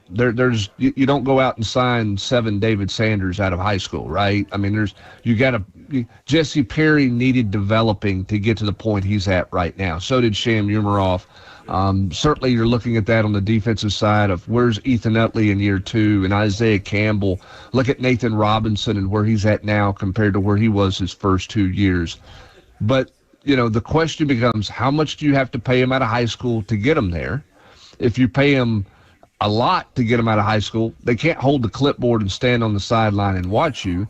But you also understand that there's a real chance that if they don't play and get some opportunities or don't feel like there's an opportunity for them very early on, then they're going to go somewhere else. They'll take a payday and go somewhere else. And that's the world you live in. And that's why football coaches and their biggest challenge is to take the emotion out of it. Football coaches think and believe they should keep everybody.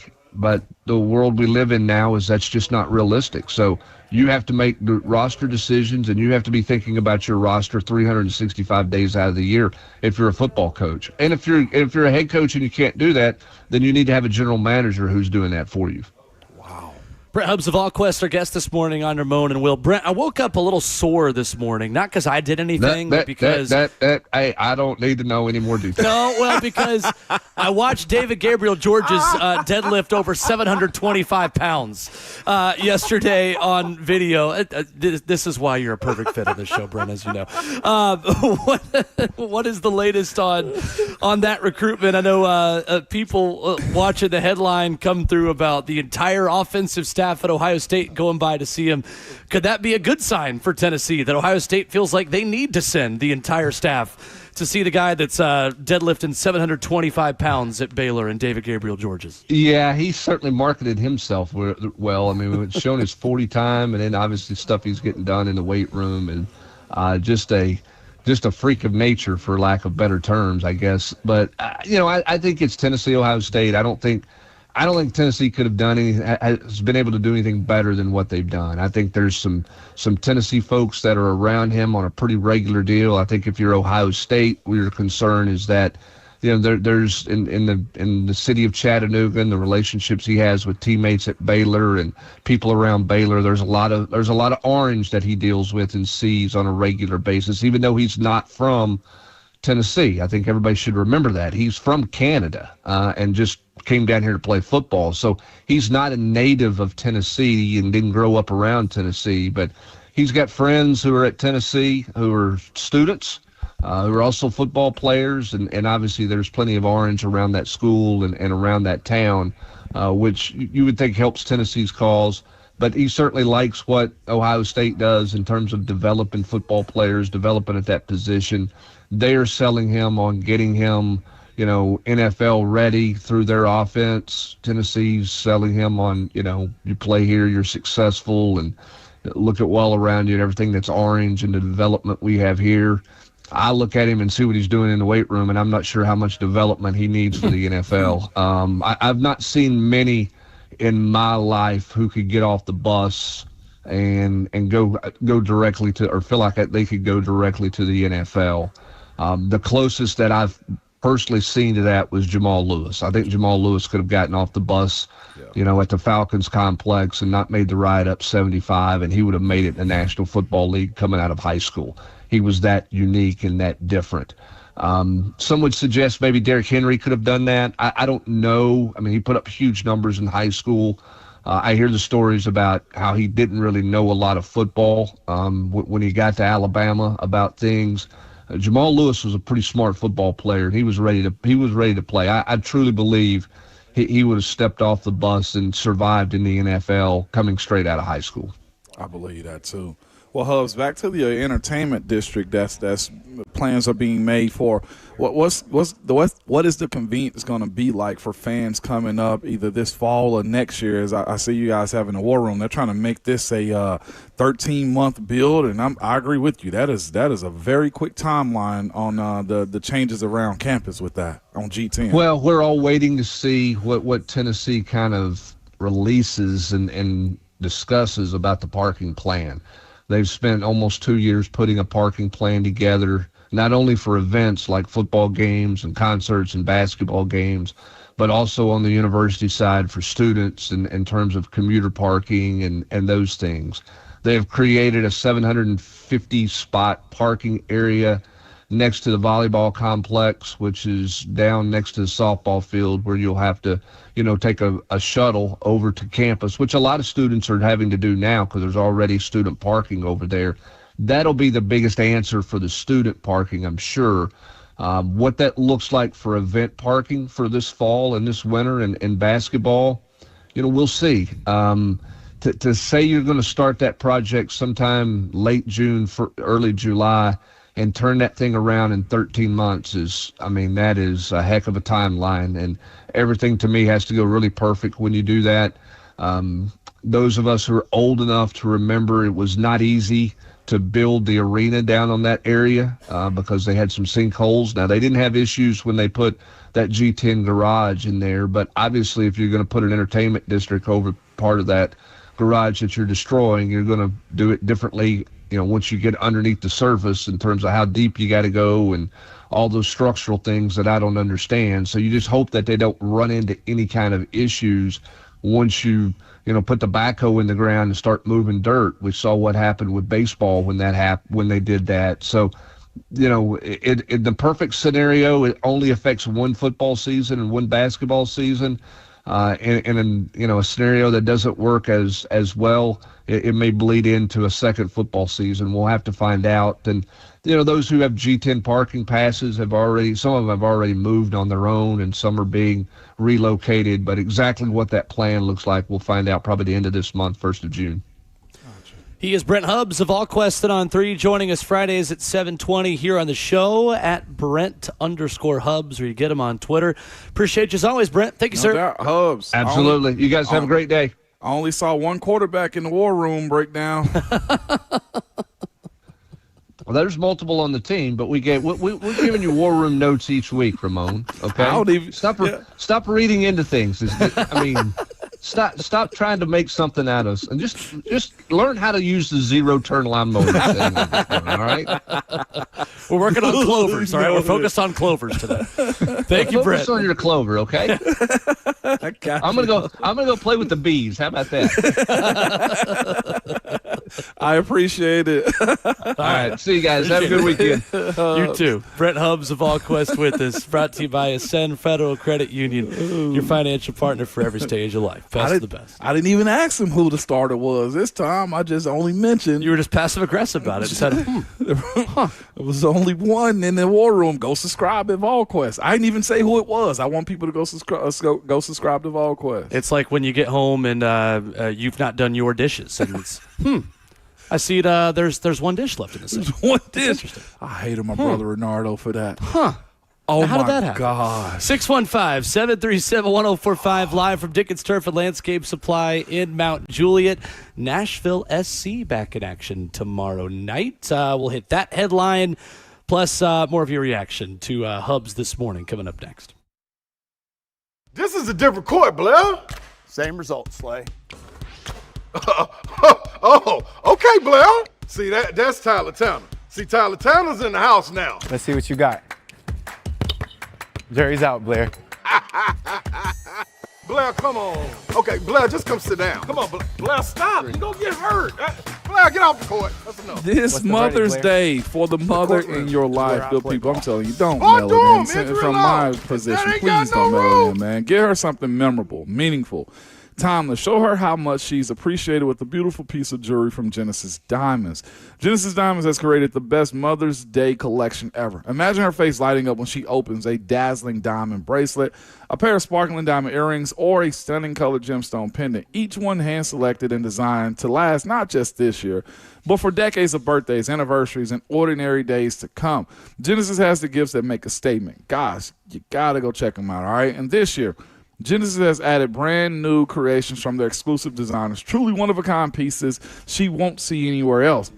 In fact, for the ultimate way to show how much she means to you, step inside Genesis' brand new half-price vault. It's a special collection of exquisite jewelry, all at an incredible 50% off. So you save, and she's going to love that as well, plus the gift that you get her. So this Mother's Day, give her something more than just a casual gift. Give her a memory she'll wear close to her heart every single day. Genesis Diamonds are located in Green Hills and Cool Springs.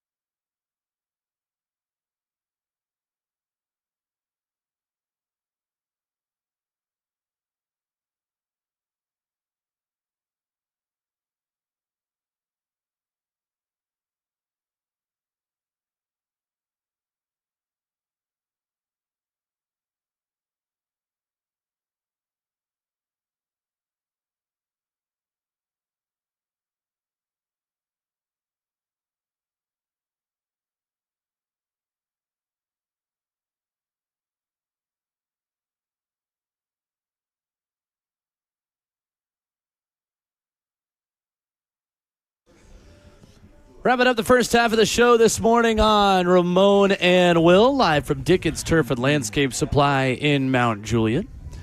615-737-1045, our number.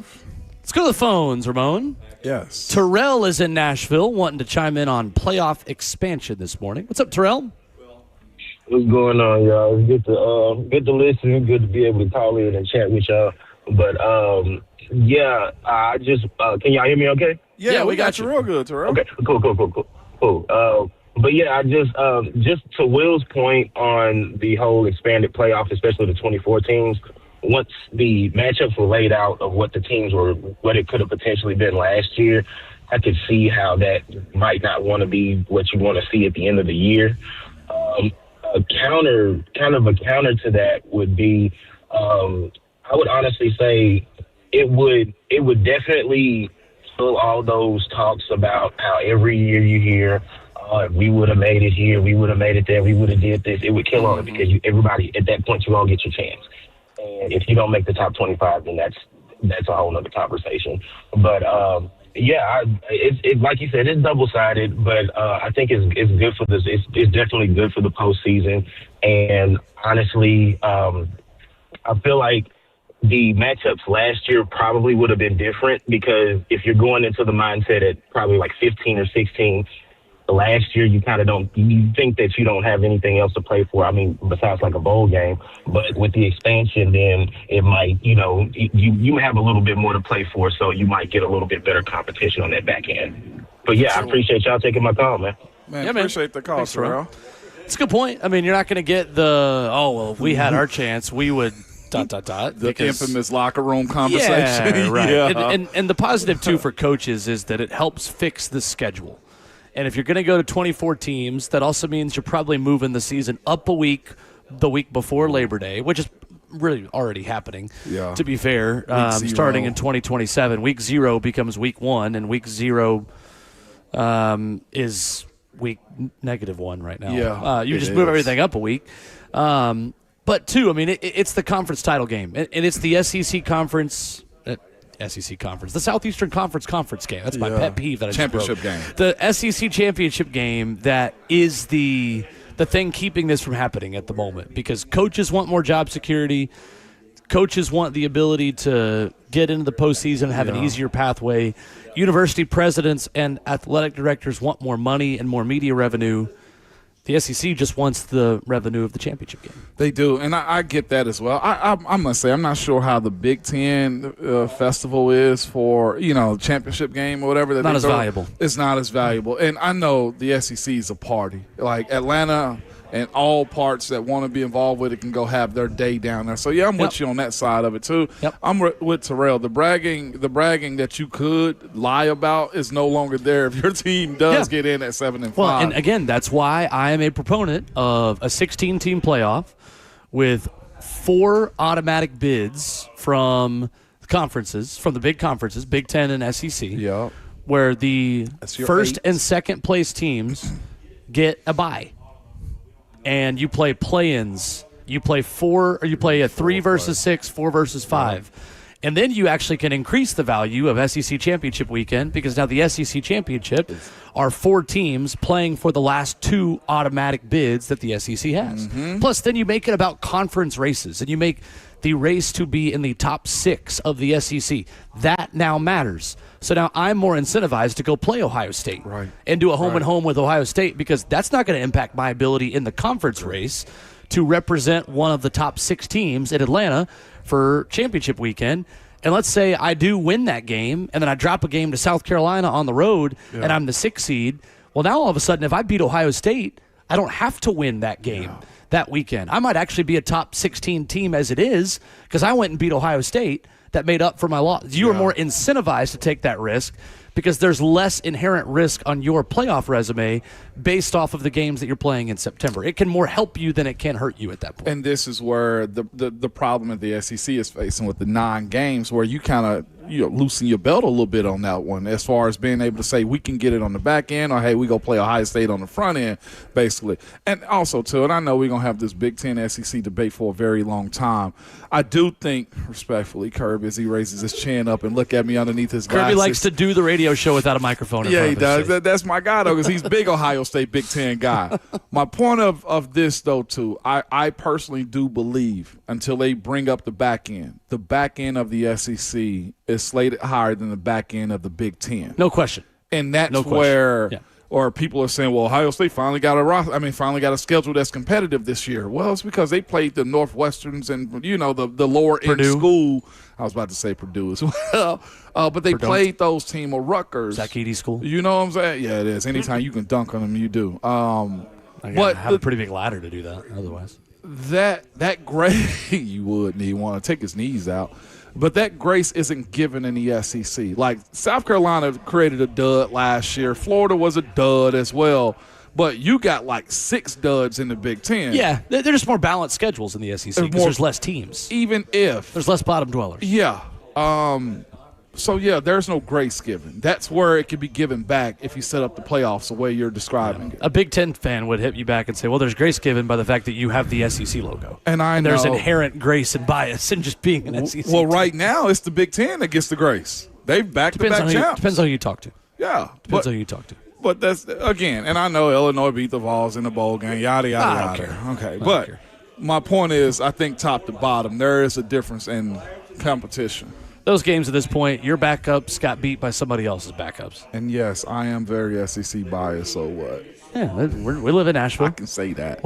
Absolutely, and so is 90% of our audience. Say that. And 100% of this radio show. No doubt. Nashville SC takes the pitch tomorrow night again against DC United. Interesting matchup tomorrow for Nashville coming out of the semifinal of the CONCACAF Champions Cup as they fell to Tigres earlier on Tuesday nights. In that game, Patrick Yazbek got hurt in warm-ups and wasn't able to play. There is something that might happen tomorrow that has happened once since the beginning of last season, Ramon. There is a chance where for the second time ever since the beginning of 2025, Nashville SC can field a lineup without Eddie Tagseth or Patrick Yazbek. Nice. They're two midfield. No, it's not a good thing. That's not? Not a good thing I at thought you all. said for the first time ever, like it was a good A time. lineup without Patrick Yazbek or Eddie Tagseth, who we haven't got the availability report to see who's available yet. But BJ Callahan spoke earlier this week and said it's not a matter of days on Eddie. And then Patrick wasn't able to go and injured. It looked like his left quad in warm-ups against Tigres down in Monterrey on Tuesday night. Nashville played one game all of last season at MLS without either of those guys in the lineup. A 1-1 draw at Montreal in October. So a different-looking team, different-looking lineup. We'll see exactly who can go for Nashville. I'd be surprised to see Sam Surridge out there as well, just from what BJ Callahan has told people in the media, told the media members. Nashville just 3 defeats in their first 17 matches. DC, good this year after finishing last in MLS last season for the second time since 2022. Going to be a fun one. I'll have it for you at 8:15 on The Zone with pregame coverage starting at 7:45. Do they have a good enough bench to make up? Yes, they do. Okay. This yes, is they do. new. Now, though, the bench behind the guys that are going to have to start, that's what's now thin. Okay. Brian Acosta and Matthew Corcoran have played a lot of soccer. Those two guys you feel good about in midfield. I think the next question would be then, who do you have that could impact the game off the bench in the second half for one of those two players? I got you. Because now all of a sudden you have one other center mid on the entire first-team roster. Okay. And that's a player who's still yet to make his MLS debut in a rookie draft pick out of SMU, Charles-Emile Brunet from Quebec. Talent? I mean, So, everybody got to step up at some point. That's true. Look at me. Absolutely right. I fully picked up what you were putting down. Right Ross there. Smith of Apple TV will join us at 9 o'clock. We'll talk a little more NSC with him. He'll be on the TV call tomorrow night. So a little bit more soccer coming your way later this morning as well. And, of course, Ron Slay at 9:20, as is the case on each and every Friday. Coming up, there is a veteran who just became a free agent in the NFL who makes a lot of sense for the Tennessee Titans. We'll talk about it after this.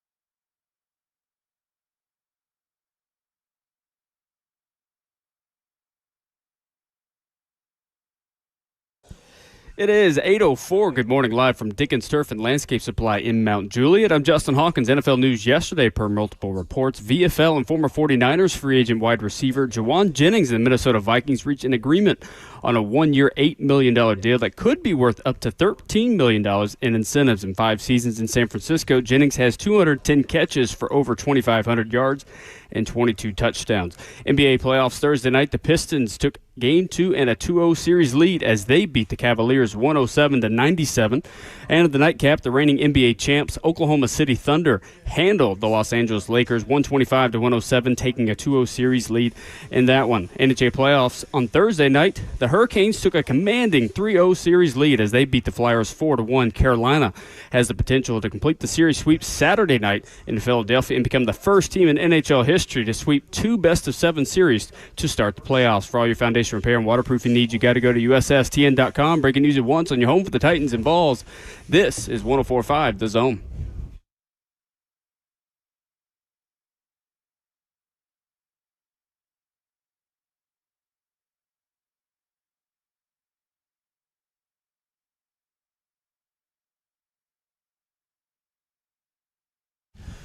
Away we go into the second half of your Friday morning edition. This is Ramon and Will live from Dickens Turf and Landscape Supply in Mount Juliet. We are here today until 10, and 3HL is down at the Dickens location in Murfreesboro this afternoon. Ferris days are going on now to get the best financing and best prices of the year. Go with the pros, go. Dickens Turf and Landscape Supply. Whether you are an expert that already has the best lawn and you want to make it even better to flex on all your neighbors, or you're like me and you don't even know where to begin when you walk in a place like this, they help all expert levels or lack of expert levels at Dickens Turf and Landscape Supply. I am very comfy on this nice big red Ferris that I've got here. You've got a Toro that we're just kind of hanging out in. We got cup holders for our coffee. We've got food here. Doors are open. It's a beautiful morning to, I don't know, maybe you've been putting it off. Maybe your mower's not working. Service department here's great as well. You got so many ways that Dickens can help you. They are. One of the guys here and already helped me out with trying to get rid of the clover in my yard. And I know at some point in time when it gets super hot, the nutsedge is going to hit my yard. So you've seen it. You just don't know what it is just yet. And I hate the sight of it. But, again, to your point, they don't make you feel like an idiot whatsoever when you're asking questions. Like, there is no better customer service than somebody that understands the level that you are or treats you as if, like, hey, I'm here to help. They're going to make you smarter, but they're not going to talk down to you. These guys is good here. They got us on these big 60-inch decks right now, too, on these mowers. The one I heard that you're on right now, you can get 500 hours of usage before an oil change is due on it. Yeah, you got like 2-3 acres? Yeah. You're just rolling right along on that just thing? For time over time. And you got some coilovers on there, too. You got a suspension These on big yours. old suspensions. Yeah, man. That's what sets this thing apart. Yeah, it's pretty impressive. Smooth ride is what we're going This is more comfortable than the seat we have in our studio. I ain't want to say it, but I'm glad we're on the same page. And I got a cup holder right here next to me. I forced myself to get up because it's so chill over here. Look at that guy over there. I've literally not gotten up since I got here a little before 6 in the morning. I have sat right here. I have my butt has not left this cushion. I would call you wrong, but you're not. No, I'm not. I'm just ad-libbing off the top right now, man. It's a good day. It's 8 o'clock. It's Friday and we're acting like it. We are acting like it. You're almost ready to start mowing there. I would. I turned the key just a little bit. Yeah, we had to make sure Ramon did not touch any of the buttons to turn that thing on because I'm that kid. There are a lot of wires around us. You almost let temptation run. I did almost ruin a live for us. And I just wanted to turn it to hear the machine click a little bit, and it did. Marked safe from sitting next to Ramon and a mower at the end of this show. I'm just saying. Whole crew from the zone is here. Kirby, Justin, AJ, 615-737-1045, our number. Going to give you some bold Titans predictions coming up about the rookies here in a few minutes. What? He's about to do it again. I'm gonna remove my hand from the key. He wants to turn it over. Okay. I stopped. AJ is looking at me. Hawk is smiling until it's like, don't do it, Ramon. Well, I'm this close to flipping This is what happens on a Friday. We saw somebody come in, too, and buy one of these big old leaf blowers. This thing has insane horsepower on it. Kind of like the Titans are trying to get this year in free agency. There you go. There you go. Look at you making a transition there as a radio professional. Longtime Colts corner Kenny Moore was released yesterday by Indianapolis, set to hit the open market after Indy could not find a trade for the 32-year-old nickel corner.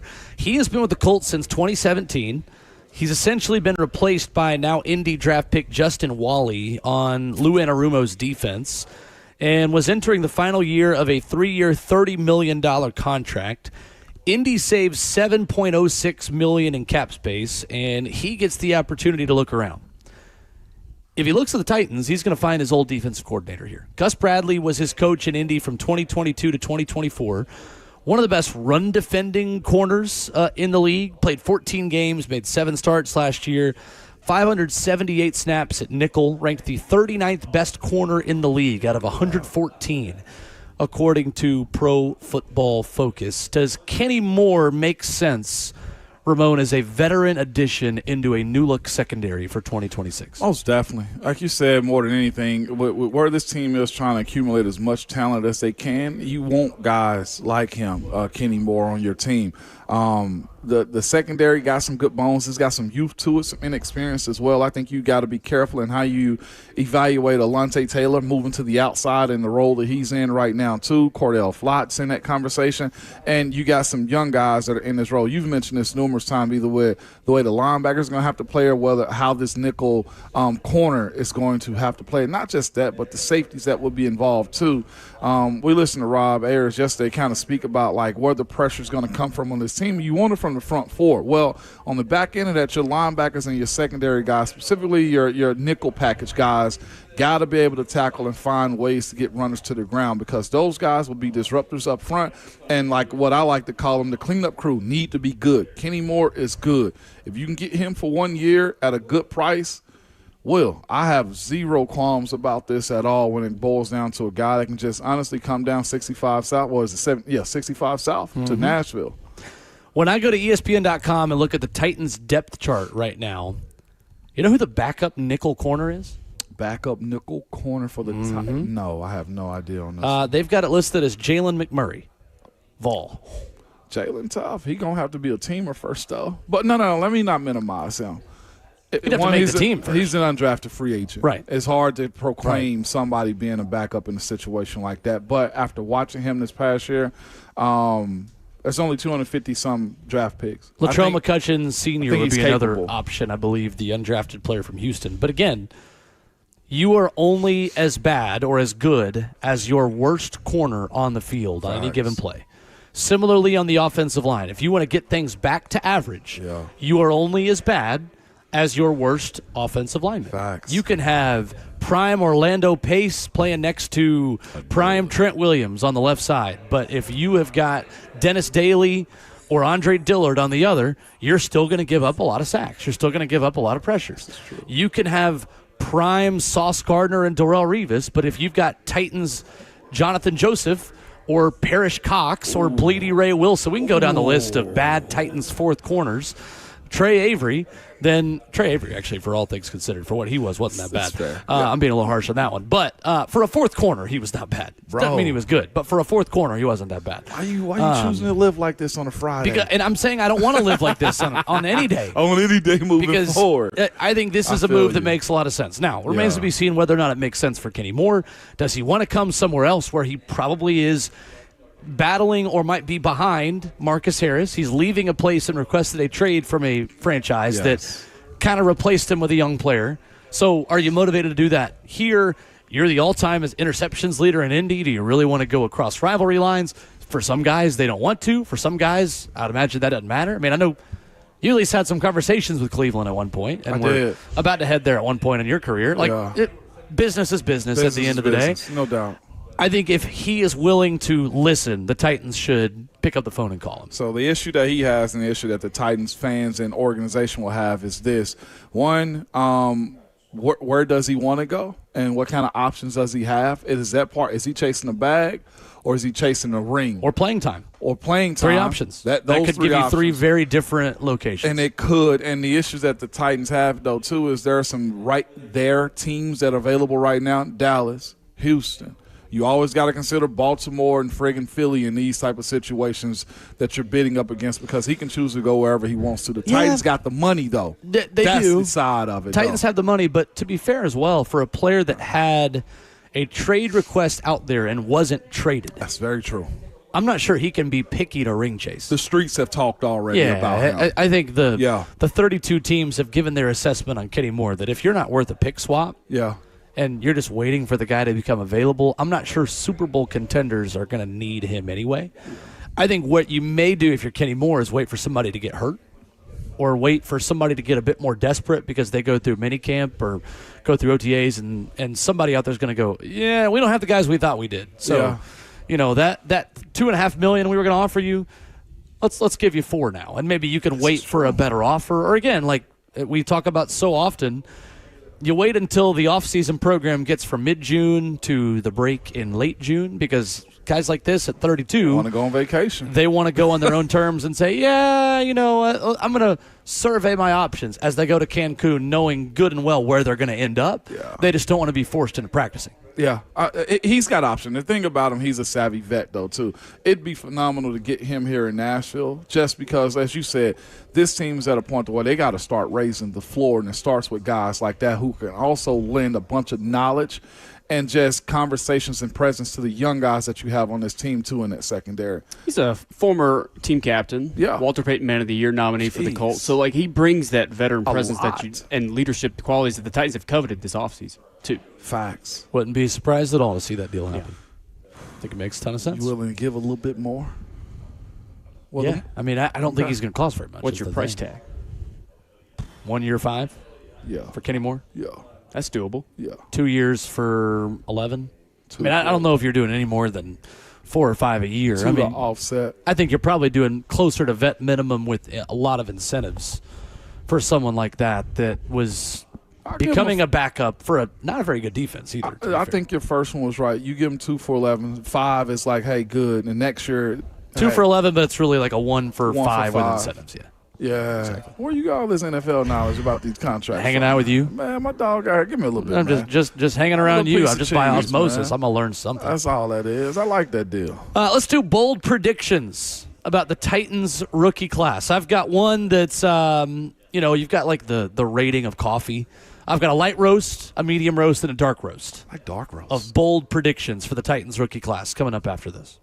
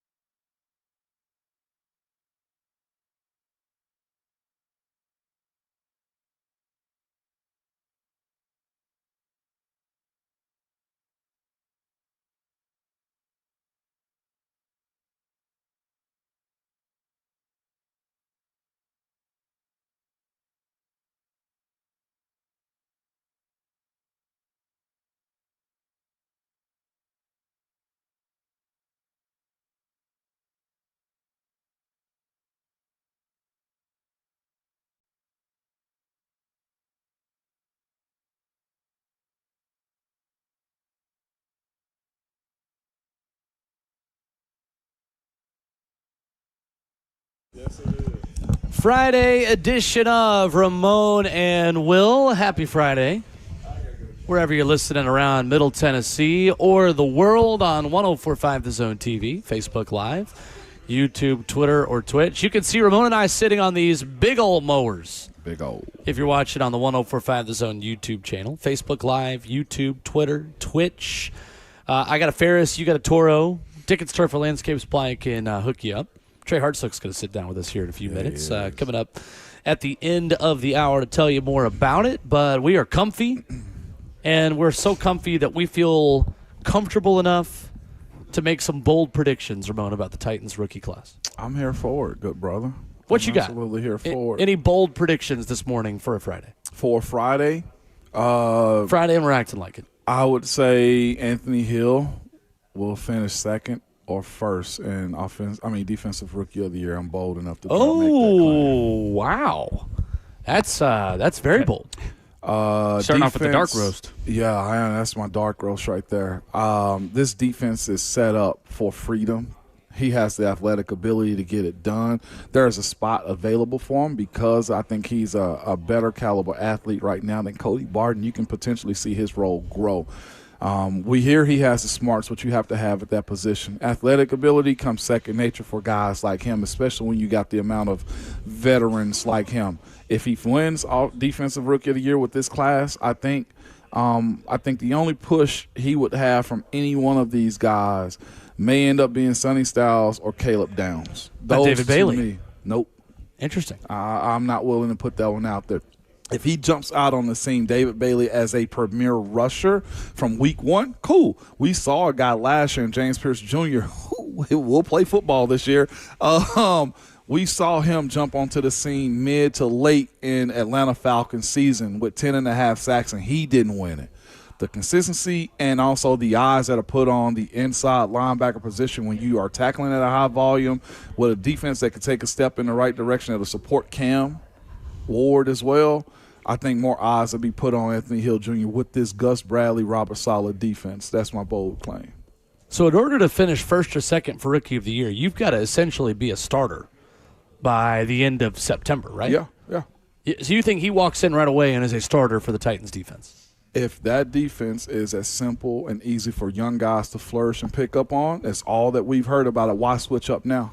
You're basically allowing players to do what's natural to them in this defense. How much easier will it be for Cody Barton and Cedric Gray to learn this defense versus Anthony Hill Jr.? Because they are all learning the defense for the first time since it's a new coaching staff. It is. So going from a complicated system, and I don't think Denard Wilson's was overly complicated. I'll be lying if I told you if it was, or the fact that if I know it or not. But here's what I would say from learning from a coach that simplified my thinking as an offensive line. So Coach Munchak, Mike Munchak, Titans legend himself, Oilers legend, Hall of Famer, simplified everything that he asked us to do. Now, there's complicated parts of what he, want us to do as we learn more, but the early phases is get wide and set vertical. The way I view going from the guys that of Cody Barton and Cedric Gray is this. I feel like they'll go into it thinking a complicated way and might find themselves lightly frustrated by saying, well, this is all I have to do, to whereas you have a young guy like Anthony Hill that when you go in and simplify it to him and you build on top of it, that's where you find yourselves in the conversation of having a premier linebacker like your Fred Warners and et cetera, that, have been in this defense. I've seen veteran guys have a harder learning curve by saying, it's this simple? Because the league is painted as a very complicated and just smart league in general. Not saying that they won't transition into it, but they'll question, this is all I have to do?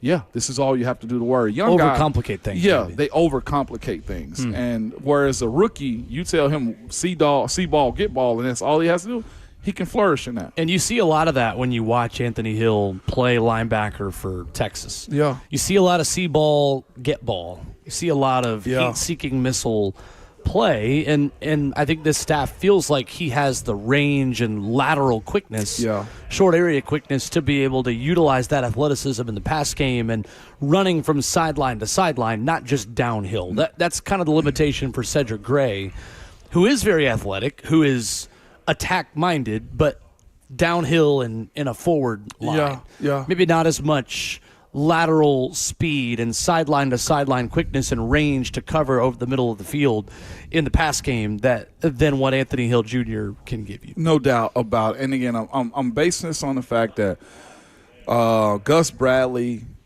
has said this is a simple and effective defense for young guys. So is Saleh. The Legion of Boom, those guys, the way Saleh was able to go back to San Francisco in 1 year and make those young defensive linemen and linebacker core right there flourish like automatically in 1 year. That defense still ranked well last year with everything that the Niners did. Sure. Open for your bold predictions for the Titans rookie class, 615-737-1045, or you can drop yours in the F&M Bank chat. Head on to the 1045 The Zone YouTube channel and hit the comment section there. Do you have any other bold predictions, or is that your one? My bold prediction, I'm high on Fernando Carmona, day one starter at right guard. Day one starter? I'm high on that. So my medium roast boldness prediction was Fernando Mendoza. Yep, that'd be a sight to see. Fernando Carmona takes over as the Titans starter at right guard before the end of September. I say, why wait? I'm with you. You're not wrong in thinking that because the competition side of it's supposed to handle it towards the end. Sure. But yeah, I go day one with it. If he meets what I think his physicality is for this team, I'll take my learning. I'll take my lumps and bruises early to deal with what comes later. Right now, I think it might be Cordell Volson at right guard to start the season. I think this is kind of a Nate Davis situation in 2019 when Nate had to wait until I believe it was week 4 against Jacksonville that season, a Thursday night game at Jacksonville to make his first start. And it was not good. It was not pretty when he did make that first start. But I wonder how much of that is based off the schedule. Does that matter? Do you ideally want to create the perfect conditions for a guy to make his first start if he's not starting week 1? My first start was in Baltimore on Sunday Night Football. Maybe not then. Maybe I'm overthinking that. But this was later in the season. I think of it the way you kind of think of baseball. Like, how do we get a guy, unless it's a injury replacement kind of worst case, like how do you get a pitcher a start at home? Or, like, not against a really good lineup or against a 4A team like the Rockies or the Phillies, who are so bad that they're essentially just like a 4A baseball team. That was a dig at Phillies fans everywhere. I didn't need to say that, but I did. Maybe you don't think that way in terms of football because you just have so many less games. Because here's the thing. Talent, you can't hide talent, I don't think, in the NFL. When you have a guy, and the thing about football, too, it is such a hardening sport to where the more I do, and honestly, the more I get beat up, the better it is for me, too. So I was talking sometimes. Yeah.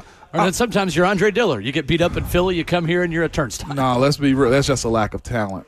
That's just what he is. He had athleticism, he had talent. It wasn't up here with him. No, it wasn't. He wasn't a dog. It wasn't in the steel that he was supposed to possess. He ain't have that dog in him. He ain't have. No, he's not. Yeah, no. It's one thing to be an athlete. It's one thing to also be a competitor. And I personally don't think he had that in him enough. Now we're looking at it in hindsight.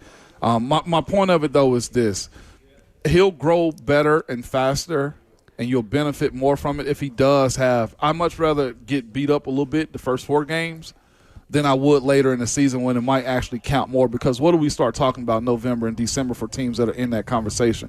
How you finish this season and are you in the graphic? I'd much rather him learn and correct and adjust before we hit the holiday season. I don't, because if he's getting beat up, then probably so is my quarterback. Not necessarily. Cam also has mobility. Whoever protects your quarterback better is who needs to start the season. I don't think you care as much about growing pains or is this guy, even if he's not ready, let's go ahead and throw him in the deep end and see if he can swim. Yeah.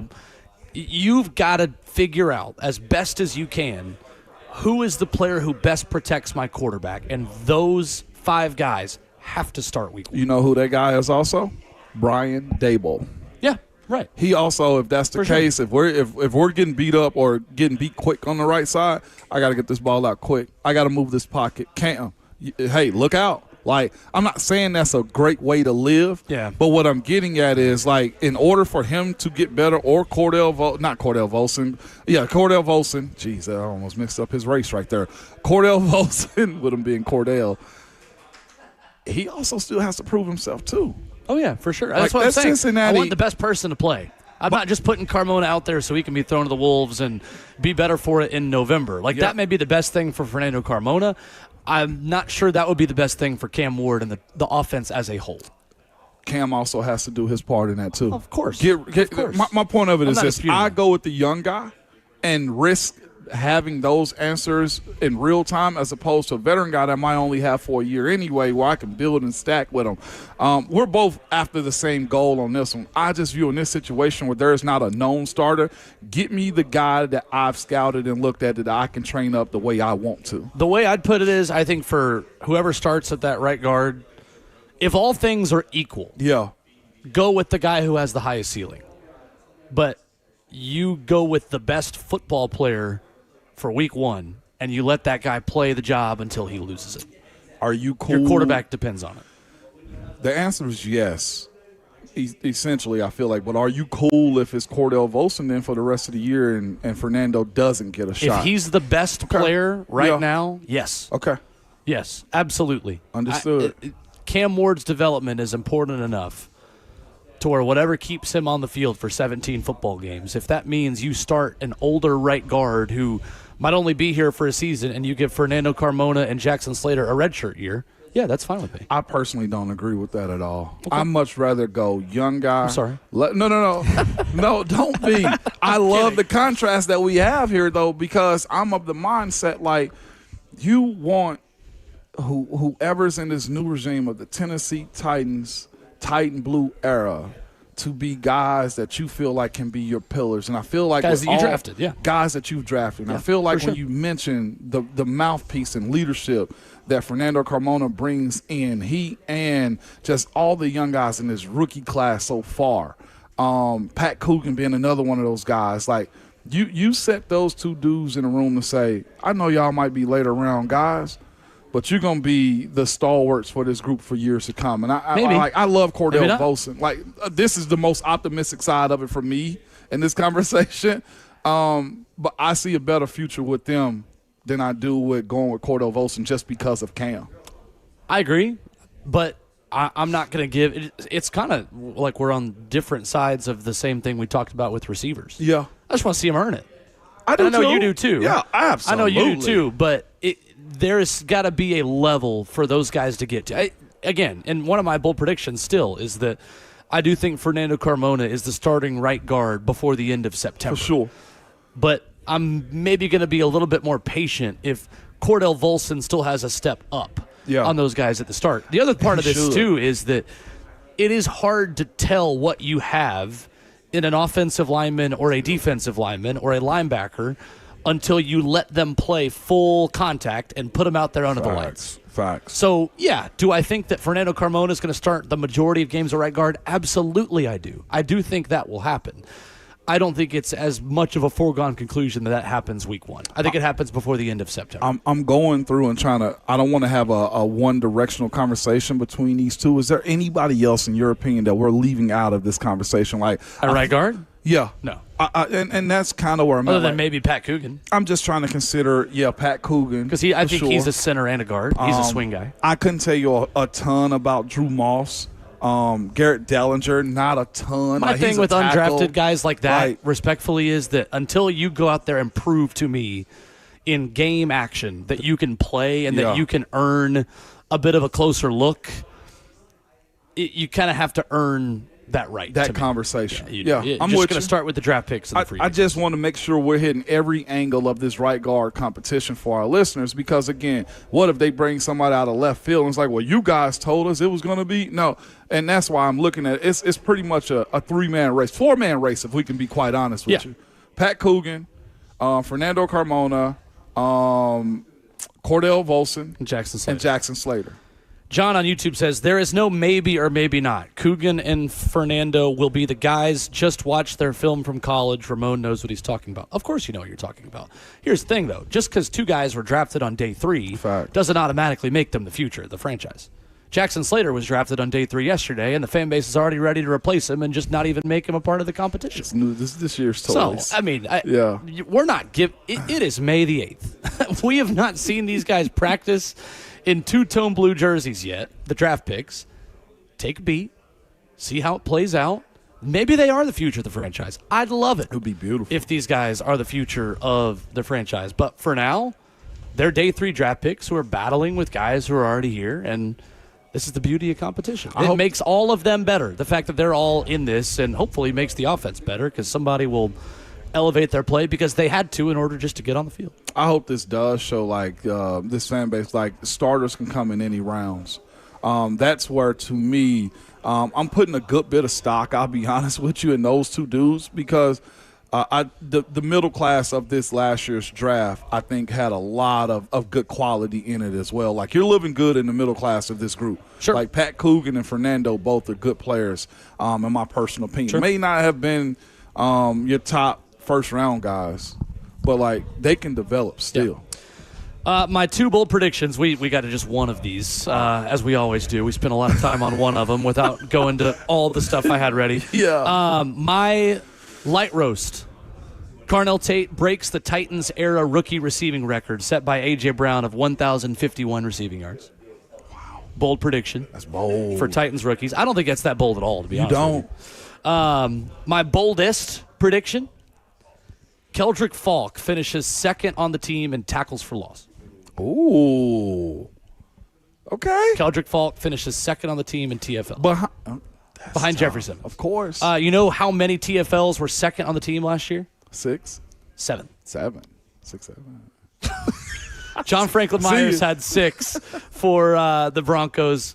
Cedric Gray had 7 last year. I think that gets more evenly distributed among all 3 of the linebackers because you're going to rotate a little more. Yeah. Is why I think you're more likely to have more of an edge-setting rotational D lineman. It's a bold prediction. I wouldn't put money on it. I wouldn't bet on it. Not that I can do that anyway. We always have to get that disclaimer in case our bosses are listening. But honestly, I think there's a world where Keldrick Falk has a big impact in stopping the run this year. So second on the team in TFLs behind Jeff. That's the most proper way for him to introduce himself to the league, Yeah. though. Just be a run stopper. It'll be a run stopper. 615-737-1045. We'll get back to some of your bold predictions as well coming up. We'll be joined by Trey Hartsook as we hang out this morning here at Dickens Turf and Landscape Supply in Mount Juliet. Ramon Foster, Will Bowling. Wrap it up hour 3 next.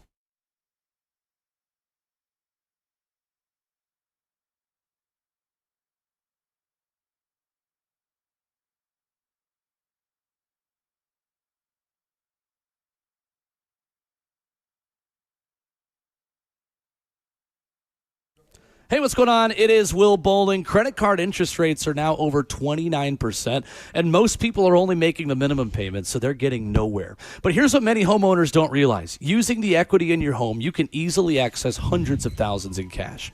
With Loan Pronto's Rapid Equity Loan, you can pay off your credit cards, your existing HELOC, your car loans, or get money for that home improvement project. One client just got $100,000 approved and saved over $1,500 a month. And here's the best part.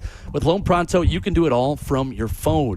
With zero out-of-pocket, no hard credit pull up front, no appraisal, no long, drawn-out bank process, and no touching your first mortgage. Rates are at near 3-year lows, so act now. Go to loanpronto.com, see how much you can get in about 60 seconds. That's Loan Pronto, 2,800 5-star Google reviews. Call 615-499-5780 or visit loanpronto.com, 615-499-5780 and online at loanpronto.com. Equal housing lender, NMLS 1661781, NMLSconsumeraccess.org.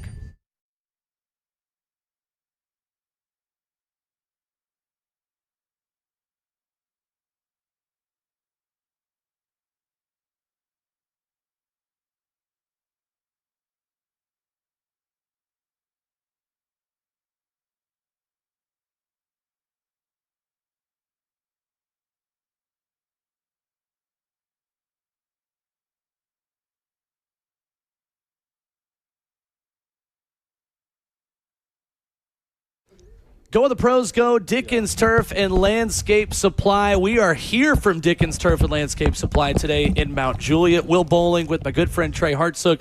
Trey, we are sitting on these beautiful mowers here in Dickens Turf and Landscape Supply. Tell us about the different that you guys offer and what folks can see here when they come by your Mount Juliet location or one of your many Middle Tennessee locations? Hey, that's right, Will. I'll tell you, something that we love here is equipment because we're grass guys, right? We make lawns green. That's what we do here. And then a very important part of that is you got to be able to cut it. So at Dickens Turf and Landscape Supply, we specialize in being able to take care of any property, whether you got the corner lot that's a quarter acre, you got a property that's 10 acres.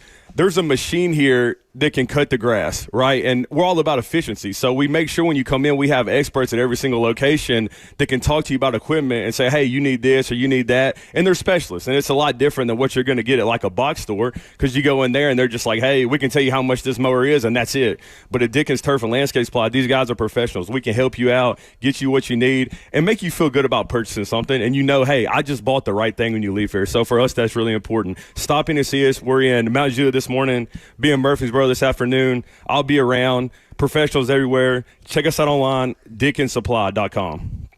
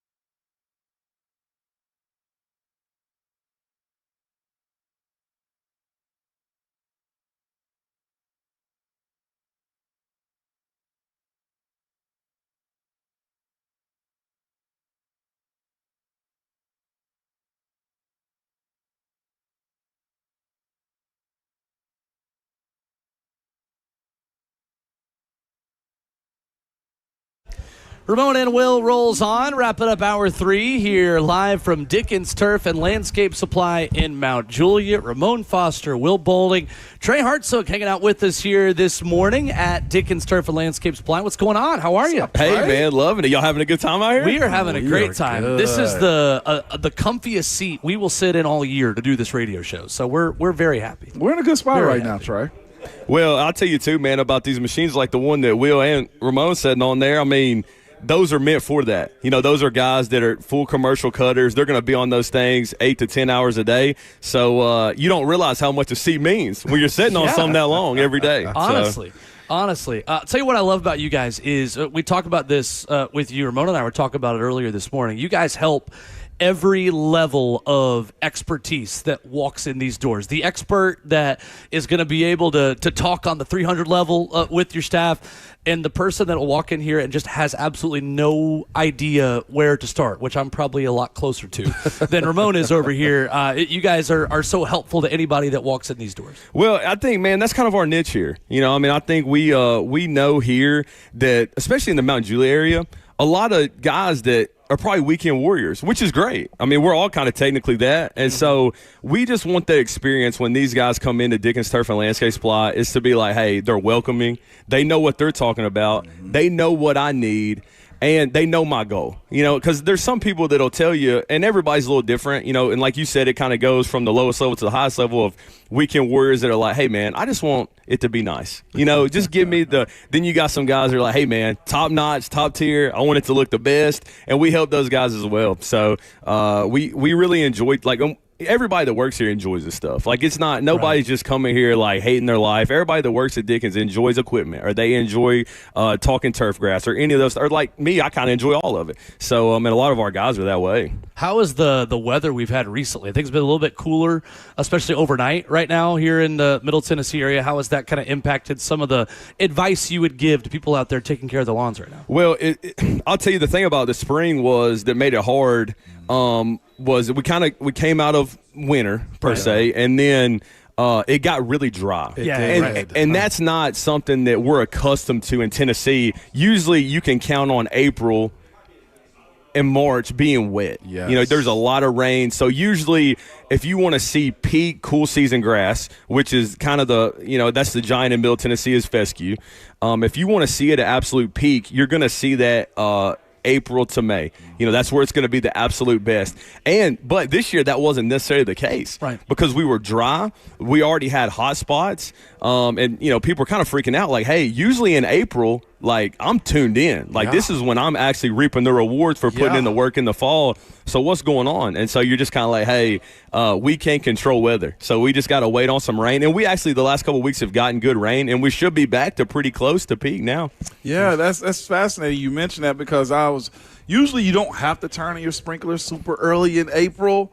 And we kind of did this spring. We got some brown spots, man, and I was a little upset about that trade, man. I'm a grass guy, okay? I love that. Just through and through, I'm a grass guy when it comes to this type of stuff. I'm trying to have the best in the neighborhood, and that's just where it's at. But you guys also do that too, Trey, the fertilizing side of the grass as well. Yeah, I mean, our aura? Yeah, we have aura. There's no doubt. We have a lot of aura here at Dickens. And what gave us that aura, Ramon, was just being able to take care of people's yard when they come in and they need something. But, the fertilization stuff is really cool. And something that kind of gets forgotten about in translation, and some of it's partly my fault because I'm always talking about grass, and obviously that's got its own. But our plant fertilization packages for people that are like, hey, I have hydrangeas or azaleas, anything that's blooming. We have some great in-house custom blended fertilizers that I think that I do an injustice to because I don't talk about them enough. So I kind of rep the plant fertilization for a minute, and then obviously the bag goods that we sell, whether it's the pre-emergent or whether it's just the organic fertilizers, all that stuff is really top notch, man. And we really formulate that stuff to get people, like you said, like you want to be, Ramon, peak performance out of that fescue. And all of our stuff is kind of focused that way so you can be somebody that, because it's not a golf course. So we're not, It's like you, bro. Hey, I want to hit one app a month and I want it to look daggum good. How can I get that done? So we try to pack a punch in everything that we sell, make it as easy as possible on the homeowner to get that down and have a good lawn. Do you have to treat Bermuda as much? I know fescue and Bermuda people's like Bloods and Crips, Democrats and Republicans out here. Yeah, no. I'm just saying, if grass you got gang. it is grass gang out here, man. Yeah, it is. I mean, and it's like the Bermuda's like everything else. Well, a lot of something that gets forgotten about. Will's losing it right crazy. No, the Crips and Bloods because he's right. No, 100% right, because if you got that lush fescue, man, in Tennessee it happens every time. It's undefeated, man. You get a little patch of Bermuda and you're like, oh, that don't look too bad. Man, you come back in 3 years, dude, it's half your yard. Yeah. And so that can be a big time problem. But the thing about warm season though, Ramon, is it can be easier but it's got its own set of problems as well, you know. And so people always ask, like, should I just see Bermuda, like this fescue? Because we know, I mean, it's his July and August, bro, and that fescue's hurt. It is, and that Bermuda just is green. That's the green. Boy, yeah. And so the thing about Bermuda, though, man, is like, it's so weather dependent on when it comes out, when it goes into dormancy. So I think when you're just talking turf grass, you're like, well, you'll get probably 3 extra months of good green if you just do fescue, because that Bermuda, man, it goes into dormancy, you know, and it's brown. I mean, it don't look good. And then, you know, when it comes out, sometimes it don't look good, you know, because it's got its own set of issues, whether it's spring dead spot or any of that stuff that can hamper that Bermuda coming out of dormancy. But yeah, I mean, I love it all, baby. I love Bermuda, Zoysia, fescue, St. Augustine. It don't matter to me. I love it, bro. It's just good grass. Yeah, man. Yeah, just good grass. The legal grass. Yeah, that's right. Yeah. I'm not partial to any of them, bro. I think they all look good. But you like them all. Yeah, that's what I'm saying. Okay, get you a strain of these grasses. We're talking about. Trey Hartsook, Dickens Turf and Landscape Supply. We got about 30 seconds. We got to go to break. Is there a Titans or Vols take that you've been wanting to get off your chest live on the radio? The floor is yours. We'll go both real quick. So Okay. I think the quarterback play at Tennessee is going to be above expectations. I like it. I think G-Mac or I think Faison Brent are better than people think. I think Heupel knows more than us. Yep. You know, I think that he sees something, because if he didn't have faith in those guys, they would have been a bigger spender in the portal. They wouldn't have went and got somebody. Yeah. That's fair. And then the Titans thing, dude, I think Cam Ward, huge step. I think that he's a big-time talent. I think he's going to be an elite-level quarterback in the league, and I think they went and got a guy that can be what Cam Ward needs. And I love the defensive guy. I mean, I think Saleh will get him and turn him into something. I know he's not really known for rushing the passer, but is there anybody better than Robert Saleh to kind of get him in a scheme and get him working? So I love it, man. Trey Hartsook, Dickens Turf and Landscape Supply. We end up talking as much sports when you and I connect with each other as we do grass and all this other stuff too. So I knew you'd have something ready. So I love it. I love it. Thank y'all for coming out, man. Yes, sir. Thank you for having us. Yes, Glad sir. to be here. Hour number 4, when we come back, Ross Smith of Apple TV. Talk a little Nashville SC after this.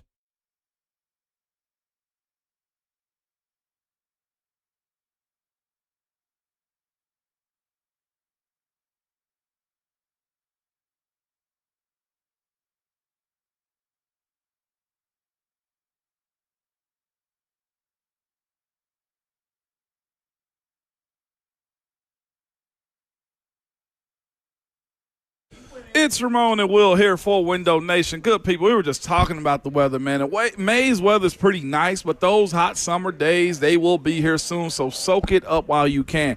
Well, with that, you can expect high utility bills from your AC running constantly, man. Don't wait, y'all, until the heat hits and try to avoid the extra energy costs. The pros at Window Nation right now can help you get new energy-efficient windows at a great price, Will. Ramon, Window Nation always has great deals, and right now you got to take advantage of their buy 4 windows, get 4 free sale going on now. You could replace all the windows in your home and get half of them free. You could get 0 down payment and no payments or interest for 2 years. It's one of the best investments you can make in your home. Check them out online at windownation.com. That's buy 4 windows, get 4 free. Replace all the windows in your home and get half of them free. Online at windownation.com.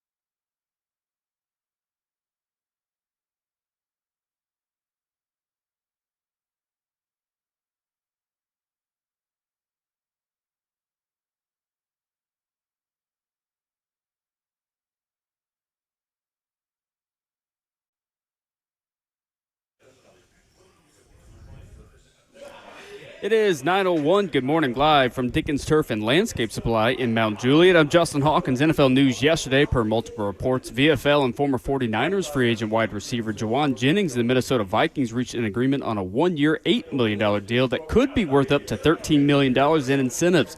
In 5 seasons in San Francisco, Jennings has 210 catches for over 2,500 yards and 22 touchdowns. NBA playoffs Thursday night. The Pistons took Game 2 and a 2-0 series lead as they went on to beat the Cavaliers 107-97. And the nightcap, the reigning NBA champs Oklahoma City Thunder handled the Los Angeles Lakers 125-107 in Game 2, taking a 2-0 series lead. Coming up tomorrow night, Eastern Conference leading Nashville Soccer Club returns to MLS play as they hit the pitch against DC United at Geodis Park. 8:25 is the kickoff, and you can, of course, hear right here on 104.5 The Zone. Will Bowling on the call, and the coverage will start at 7:45. For all your foundation repair and waterproofing needs, you got to go to USSTN.com. Breaking news at once on your home for the Titans and Vols. This is 104.5 The Zone.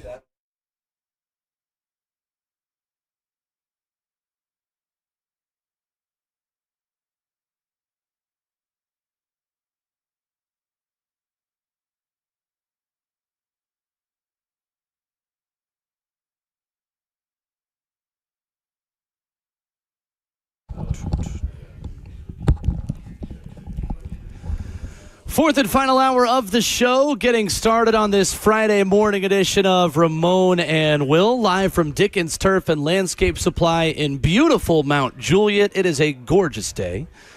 Alongside Ramon Foster, I am Will Bowling, pleased to be joined by Apple TV analyst Ross Smith, talking a little bit of Nashville Soccer Club as the boys in gold return home to face DC United tomorrow night at Geodis Park. He'll be on the call. Ross, good morning. How are you? Hey, good morning, Will. Great to hear you. Good morning, Ramon. Good morning. Man, we are excited about this team. Ramon is all in. He's joined us on the bandwagon, and many others in the Nashville area. Y'all got me, Ross. Absolutely. But Nashville is a bit shorthanded, as you know, going into this one tomorrow night. I was looking at it last night, and I couldn't believe this, but Nashville, all of last season and this season, has played one game ever without either Patrick Yazbek or Eddie Taxett in the starting lineup. If those guys aren't able to go tomorrow night, Ross, what does that mean for NSC against DC? Oh my God! First and foremost, it means I'm going to steal that stat, Will, for the Apple broadcast. Perfect on Saturday. That's a great stat line, and I think it really shows how much Nashville have leaned on those guys, and rightfully so. I mean, for me, it's the best center midfield pair in the league. So, you know, what did they do? That's where the depth has come in. Brian Acosta, I thought showed well, and especially when Yazbek was, during warm-up was injured. That's a tough place to be. You're away at Tigres. You're having to come in and do a job. And, I think he performed admirably. And Corcoran has been such a breath of fresh air, I think, and such a different skill set as well. Just sitting in that pocket, being able to spray the ball. It's just time for them to really take the reins, and I think they can do something to play. We know you have a run of games as well to play. The guys are injured. Look, it's not just perhaps a one game and you're back out in the rotation. So, those two players I mentioned, I'm going up to the training ground. I'm sure I'm going to see you, Will, as well, just to see what BJ Callahan is trying to figure out. Apple TV's Ross Smith with us, previewing Nashville SC and DC United. Coming out of CONCACAF Champions Cup, Ross, BJ Callahan's talked so much about the luxury of learning some lessons out of those games and the challenge of playing more games, the injuries that come with it, but also the positive of being able to learn more things against different kinds of opponents. From those 2 games against top-level Mexican opposition in Tigres, what do you think the biggest lesson Nashville SC will have learned from those games? Yeah, I think first and foremost, I think on the positive, what Nashville will learn is that, his guys mentally are at another level right now, and there's a steely look about them when they step on the pitch, and it's bordering on a bit of swagger in a good way. And so to go into, difficult environments like what they show with Club America and Tigres. Tigres, I thought they had set the table so nicely in that first half. They just needed to go and eat their dinner in the second half, and they didn't do it. And I think that was one thing is what they'll learn from, is that these Mexican teams know how to close out games. They know how to hang on to leads. And the way that Tigres kind of sat in a little bit more, and Nashville couldn't break them down. And, of course, you're missing Surich. I think really showed how much of a miss he was. They didn't have anything really inventive to be able to break down a team that were just, they could lock it down, a team that were resolute and they knew how to defend the lead. And I think Nashville are going to see that more and more this year. For all the attacking power that they have, I think you're going to see more teams that say, right, we're not even going to press you because we've seen that you can break us down. Let's go sit back. And I think that is something that BJ Callahan will need to pick up from what he saw at Tigres and moving forward. We're joined by Apple TV's Ross Smith this morning talking some Nashville SC. By the way, Ross, that crowd has grown week by week of just enjoying us talk about Nashville SC, man. Yeah. So just wanted you to know that. It's not just me. I brought others with me, Ross, okay? Why, Ramon, why this year? Why this year? The results are great, but what didn't grab you before that's grabbed you this year? Well, just the understanding of the sport. I'll start there first. Like when I was coming up, like soccer wasn't as prevalent as it is now. I feel like my generation, which I'm 40, every one of our kids is playing soccer. Like my boys, that was the first sport that they started. So I'm close to the game right there. And I think in America, for the most part, we're given a basketball, a football, or some type of physical sport to play on, baseball or something like that. So the exposure wasn't there. This generation, I guess, our parents, the millennials, we are putting our kids in soccer first, and that involvement has taken off to where, well, now I'm not just playing it as a first sport. Now they're playing it in middle school. Now they got travel teams that are more available and accessible for kids. And Nashville SC being here as well, like the involvement of just being able to go see the stadium, that attracted me. And now watching the team and being around Will and hearing more and more about how successful they are, it's the perfect way to somewhat build up a franchise and its followers. So once you have an understanding because of either involvement with your family and kids or just being invited to a game, especially since Nashville SC is here in Nashville, I'll tell anybody, get to Geodis. Ross, it is a great environment and just event to be a part of. And I think the most attractive part though too is if you're in the day of attention spans, you're 2.5 hours and you're out. That's right. Yeah. It's great for being a broadcaster. I've chatted to baseball broadcasters and producers, especially producers and directors. They love doing soccer because they know when their night starts and they know when it ends. And baseball, you don't quite get. I love baseball, but it's on the production side it's a bit different. To that though, Ramon, from our end, we moved to Nashville. My wife used to work for Nashville SC, and I thought at the time we're living in Portland, Oregon, which is like ravaged support. The Timbers. I finished off my career playing for the Timbers. I just couldn't believe that a market was like that out on the West or in America when I first came back from England. But I thought soccer in the South, like really, when we came to Nashville. And it is a different beast. It's still a sleeping giant, I feel like. It's something else, as you say, when you come to Chiodos, but I think there's still more to come. It is. And like my first exposure to soccer in America was always go back to Freddie Adu.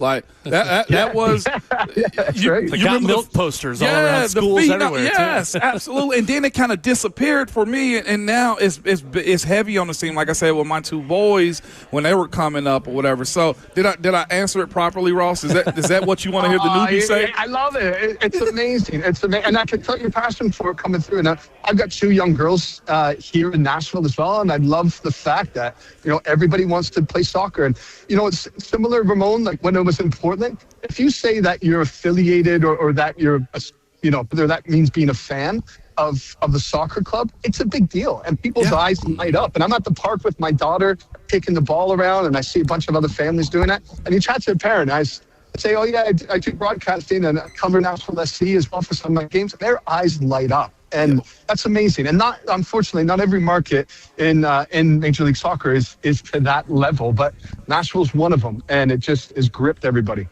I know I'm supposed to be asking you questions, but one of my former teammates, man, Alejandro Villanueva, of course, he's Spanish, right? And he grew up playing soccer. He's an Army kid, so, of course, he was all over the world with his parents and stuff. But he's a Spanish guy, 6'10", left tackle in the NFL, okay? Let me just throw that out there, too. He'd be on the sideline, and we have, rugby balls and soccer balls on the practice field, and he'd be out there just kicking and, I guess, dribbling. Yeah, and then he brought his dad to practice one day. I was like, man, Al should have went and played soccer. He's like, no, You know why he's so good at dribbling the ball? Because he never played in the games. That's all he could do was dribble. So there you go. Oh, man. Ramon, you remember, I know his son, and I should know his dad because he's a Super Bowl winner, but Alex Freeman was right back for Orlando City, and his dad was a Super Bowl champ. Will, you'll be able to help me out here. His dad was Super Bowl champ, but, I mean, his genetics translated so well to soccer. And he's off in Spain, I believe now, Villarreal. But Alex Freeman, you know, he did so well last year. You remember, Will, his dad? Yeah, Antonio Freeman, former Packer. Yeah, that's his dad. Yeah. Those genes cross over? You know, so we need more American footballers stepping on the pitch to play soccer is what we need. We do. And all Al will tell me is, bro, you don't know. This is not just an American sport. You don't know how big soccer is. And he was right. I love it.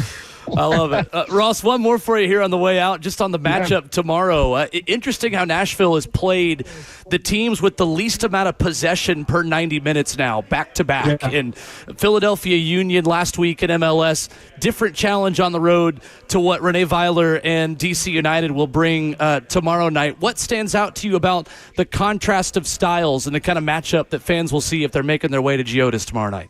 Yeah, great point. And you know what's funny, Will, when Ramon, when you mentioned Freddie Adu, I mean, I remember going to RFK Stadium to watch Freddie Adu as well in DC. And so there's your link to the matchup with DC United and Freddie Adu, where he started out.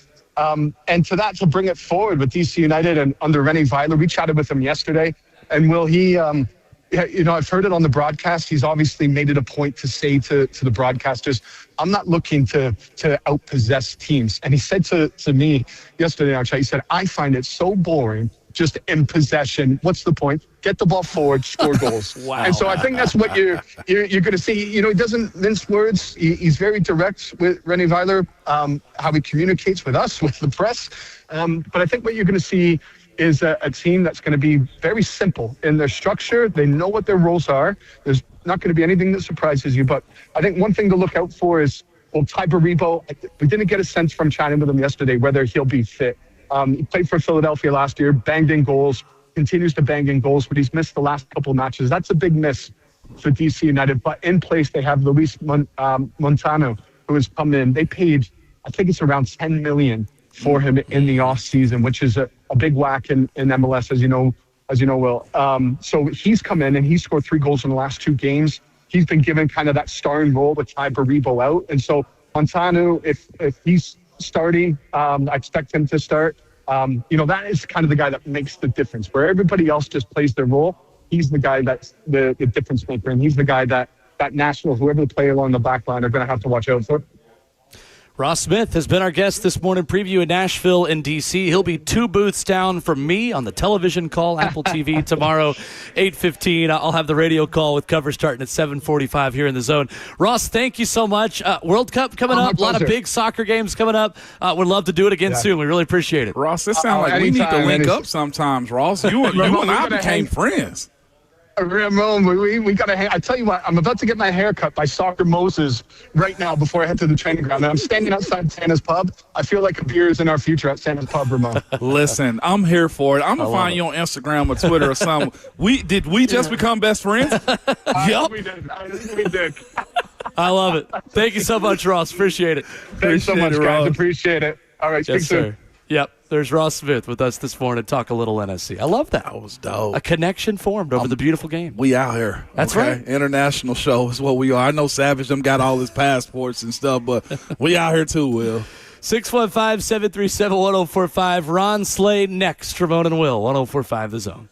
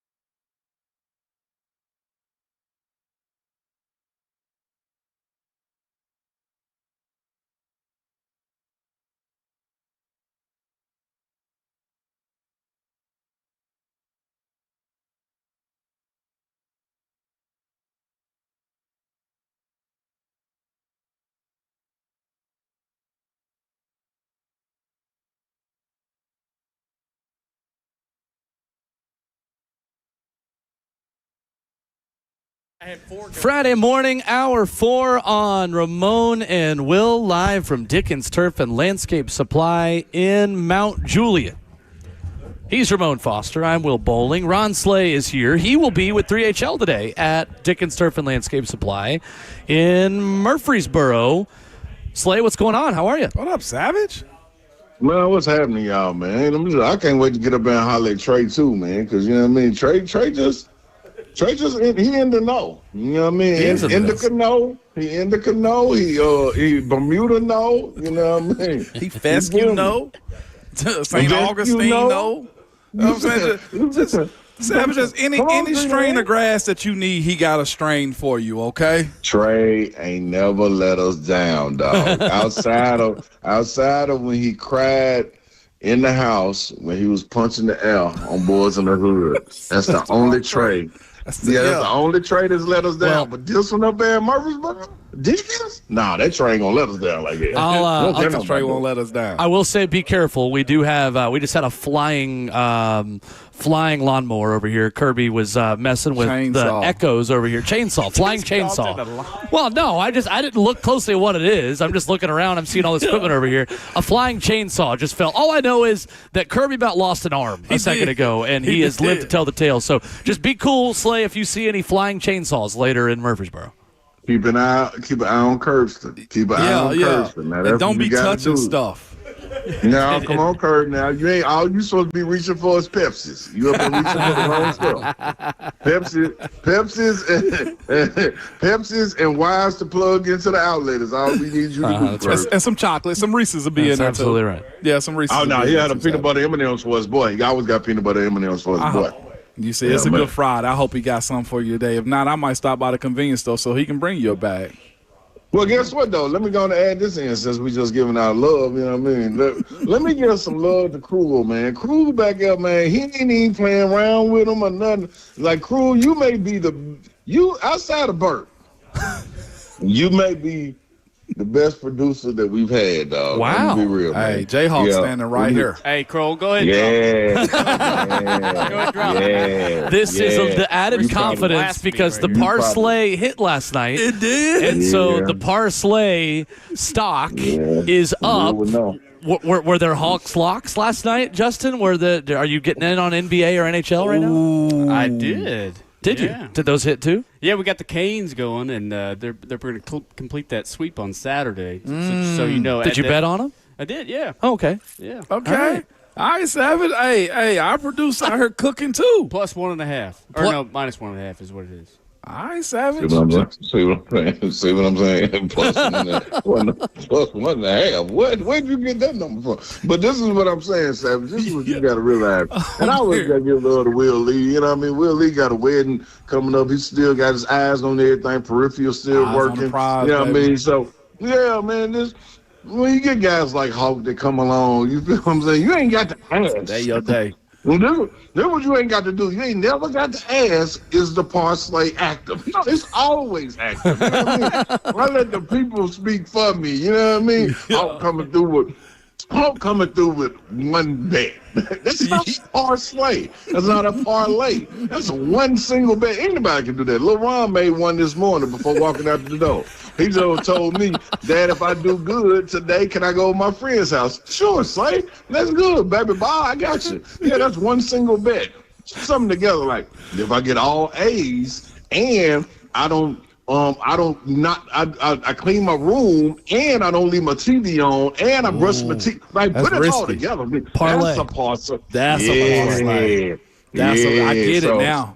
Yeah. What you say with Hawk, even a broke clock is right twice a day is what you're saying. He's a broke clock out here. What I want Hawk is to do, ask Trey, can he get one of them little officers and go make up another little beat or a little Hawk screen or something.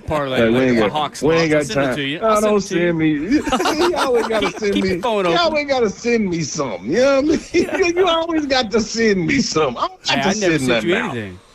I love the back and forth right now. And you intentionally came on here and gave Krul all that love just because you knew Hawk was listening. You petty. No, I just acknowledge when I see young greatness coming along. That's all. Okay, when I saw Will Lee when I saw Will Lee get in that booth with that microphone, I said, "Whoa, wait a minute." Okay. Will Lee is gonna be driving the show at some point. You know what I mean? He ain't gonna just be coming. Yeah, he ain't gonna just be coming up with the streaming and all that. Yeah, well, that's the background of what Will Lee do. But what Will Lee is, that's what I saw for Will Lee. So I'm just saying, Crew, you got a lot of great things ahead of you, brother. Keep pushing the buttons, man. Keep grabbing the mic. Keep calling the people. Keep answering the phones. That's all I can ask, man. Marty Mark started somewhere, too. WZUP, man. What's up? Let's go. I see why they call him Savage. Yeah. Good point. man. Hey, don't let him fool you. Now he learning. Don't let him fool you. Now he learning. He just talks his talk. Ron Slay with us.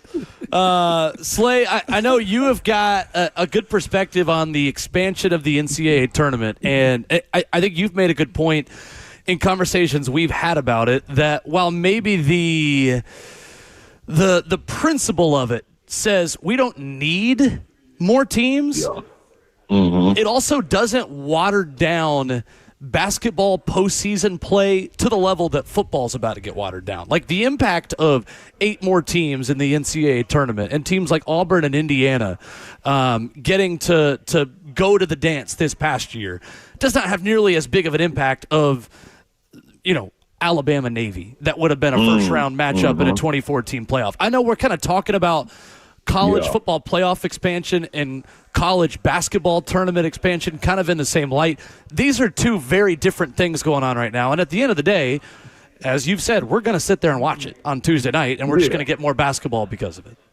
Absolutely. There's no question about it. When you look at the basketball side of it, man, what you're doing, you're adding the 8 teams, and you understand that when you get those teams in there, those teams are the ones that, yes, it's a wild card, and you got to get hot to take off and be able to make it to the Final Four. The teams that make the initial field of 68, those are the teams that still got to go and win 6 games. So you just asking the other teams that have been added, hey man, we need y'all to win 8. You know what I'm saying? If we let you in this thing, you got to go against it and go win 8. You got to travel. You got to go. All the games will still be held in Dayton, so you still got extra travel to go and do. You know what I'm saying? So, if one of those teams win it, believe me, they deserve it. There's no ifs, ands, or buts about it, regardless of who they get in. And then you start talking about the mid-majors probably finally getting an opportunity. When they've been forgotten about in this NIL era, this is an opportunity for them to boost up. What I'm not agreeing with is the SEC or Big 10 or Big 12 or somebody else like that get hot like the SEC did, and you have 2 bubble teams, 14 teams make it, and you thinking about putting all 16 in. Like, that's kind of wild. Listen, I'm eating off that if all 16. Like, I'm guaranteeing somebody's making it to the Final Four, and that means Big Slay will be in the Final Four. So I would be with it, but I don't think that's fair. You know what I mean? You still got to do it and keep it in, keep it in perspective, even though you're adding teams. But on the football aspect, we know what it's for. You know what I mean? Like, you want to preach and say, how you save your job, and I heard you talking about it earlier, Will. That was a good point, man. Heupel, is he safe because he already made a college football playoff when it was less? You know what I mean? If they expand the field, getting into it now, I just think, man, anytime you can go to the table when it's contract negotiation time, and on your resume you are able to put as a coach, look, I was the 24th team, regardless of whatever it is, the 12th team that made the college football playoff. That's a little bit of a boost, not only to you as the coach, but also as the fan base. The fan base will be looking at it the same way, like, yeah, we got a college football playoff coach. We got experience. They don't even really consider it, you know what I mean, knowing that we got an opportunity to go win the college football playoff. That's totally different. So, right. It's still going to be, I say all that to say, it's still going to be levels to it, whether it's the college football playoff or NCAA March Madness tournament. Slay, I wanted to ask you about your boy Joey Brackets and the projection he had out there yesterday. I don't know if you saw this, and I know you've gotten to meet Joe Lunardi now, and we can confirm that he's not always in the same room doing all of those hits during March, during bracketology. But ESPN and Joe Lunardi had a projection of what a 76-team NCAA tournament would look like, and he's got Tennessee as a 5 seed. again. I'm looking at rankings that have Tennessee as the number 5 team in the country. I'm curious, and I know this is Joe Lenardi's opinion, not Ron Slay's opinion, so I'm not putting these words in your mouth, but how could someone arrive at saying Tennessee is a 5 seed? I'm not upset about it. It's May. I'm cool. I'm keeping my powder dry, but like that's a little odd to me considering some of the other projections we're seeing for the team with the number 2 transfer portal class of the country right now, according to 247. Yeah, that's a hard one to figure out. I haven't figured out. I'm making sure I'm not crazy. I think Joe's my guy. I mess with Joe, man. Joe does a deep dive into it. Joe also likes to stir the pot, especially early before metrics and things like that come out. So I think that's attention grabbing a little bit, but I would like to know. I'm going to have to text him and ask, say, send that to me, Will, where you saw that. I got you. And I'm gonna send it to him and figure out just exactly how. That was a flex. Nah, don't do that, Savage. Don't do that, Savage. Don't do that, Savage. I'm gonna figure out exactly how, you know what I mean, we come up with that number. Because I saw Andy Cash put out this top 44, and Tennessee be sitting right there. Now, regardless of what Tennessee does, what they accomplish, we never know what's happening until the season starts and we see the guys all mesh and how they play on the floor. They're not one of the worst 10 teams in the country. So even without seeing them play, so I think it's gonna be interesting to see how this shakes down. Already texted it to you, and then he's got Kentucky as an 8 seed as well, which might be their ceiling. I mean, that's for them right there. They may not even have a team. No, I know. I was thinking of 12 seed just for that matter. Right. What are we talking 76 team tournament. That's great news for Kentucky fans. Man, I know my Kentucky fans and friends is going through it right now. Savage, with that being said, they are going through an expectation, and money has kind of changed everything. You sent me something yesterday too. Do you subscribe to what some of these teams are standing? I forget who it was yesterday. I think it was a Kentucky alum or somebody that's involved with them that said we can't cheat anymore the way that we used to. Is that true? With just the way you look at who's getting players to commit, or what? Like what's changed other than the money? Because some teams are still able to go get it, like your Kansas, like, you know what I'm saying, your Blue Bloods, Duke and North Carolina still can go get players. Like, why is he saying we can't cheat the way we needed to? Yeah, that right there, man. Listen, I'm not here to argue against the vets that laid the foundation up there. Dan Easel, I think I'm saying this right now. Easel. How do you say Dan's name? Coached in the league for a while. He knows the inner workings. You know what I'm saying? Like, he's been a part of it. So I ain't here to push back against that. If he's saying that he was a part of a blue blood, then he's saying what's evening it out and what's leveling the playing field is everybody's able to spend money, and you got to do it on the surface, and we all get to see it, and we get to pick it apart. I'm with it. Wow. I'm with it. Wow. Like, everybody got bread, man. That's what he's saying. So if you think you're going to continue to see the North Carolinas, the Dukes, the Kansases, Kentuckys, so forth and so on, the air quotation blue bloods out there, then I think you got something else coming. You know what I mean? Like, you see what the last 2 champions, Michigan and Florida, these teams coming, and you got teams like Houston knocking on the door, Tennessee going to the Elite Eight. Like, the list gets long and older. Alabama's been there. So the playing field, I think, has been leveled off because of the NIL. I think we all know that and understand that. But the guys that are able to continue to start to get talent and not are just one-hit wonders are the ones that are going to be there, like a Cal, who Kentucky was ready to get rid of, and it's starting to be right back where he was as far as recruiting goes. So, and you're losing them. Like, I think that's the alarming thing. Kentucky's getting people on campus. They're getting people to take the visits. They're getting people to have the conversation.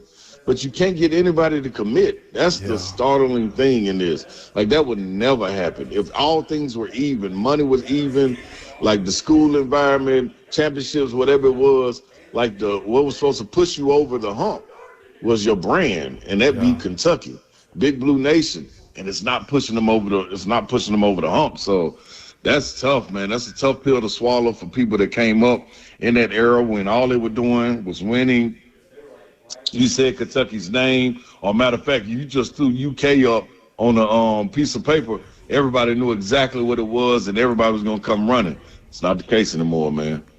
Well, no, there you got real good representation right now in the NBA playoffs.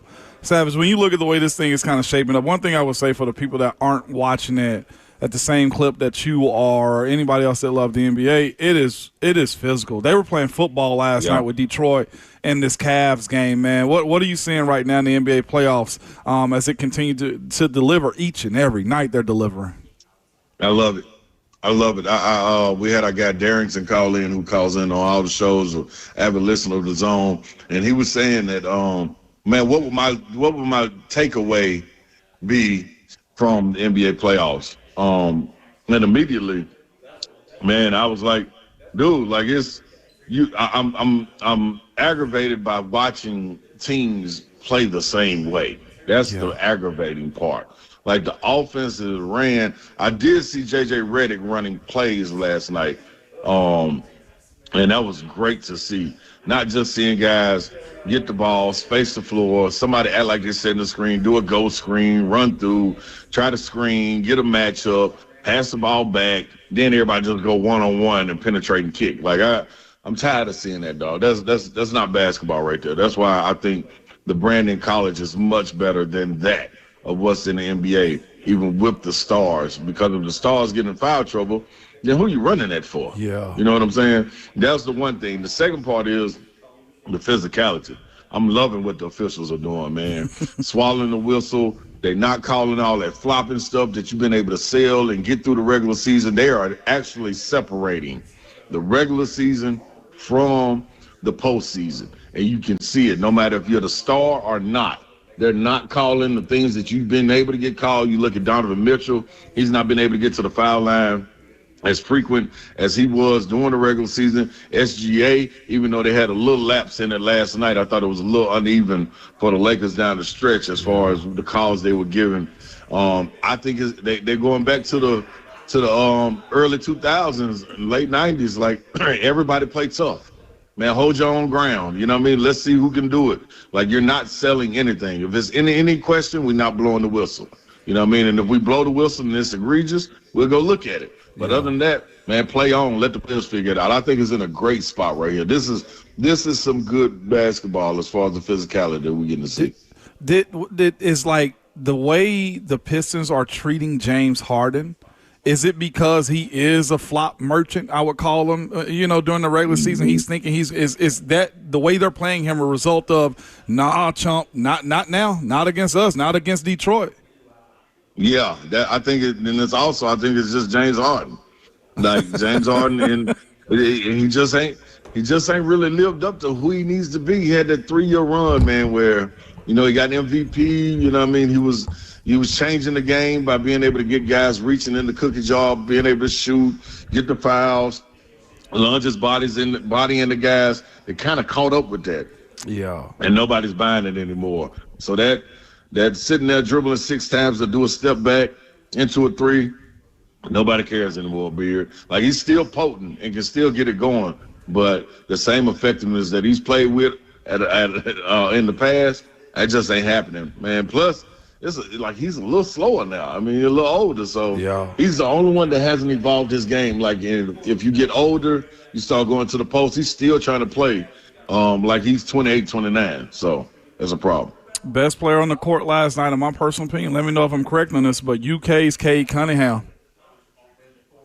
No, Cade is going to be able to get busy. No, Oklahoma State, my bad. Oklahoma State too, though. Yeah. That's the kind of kid they used to get. Yeah, it was the type of player they used to get. Absolutely is the kind of kid they used to get. Now, Cade is a dog, man. He was a dog in college.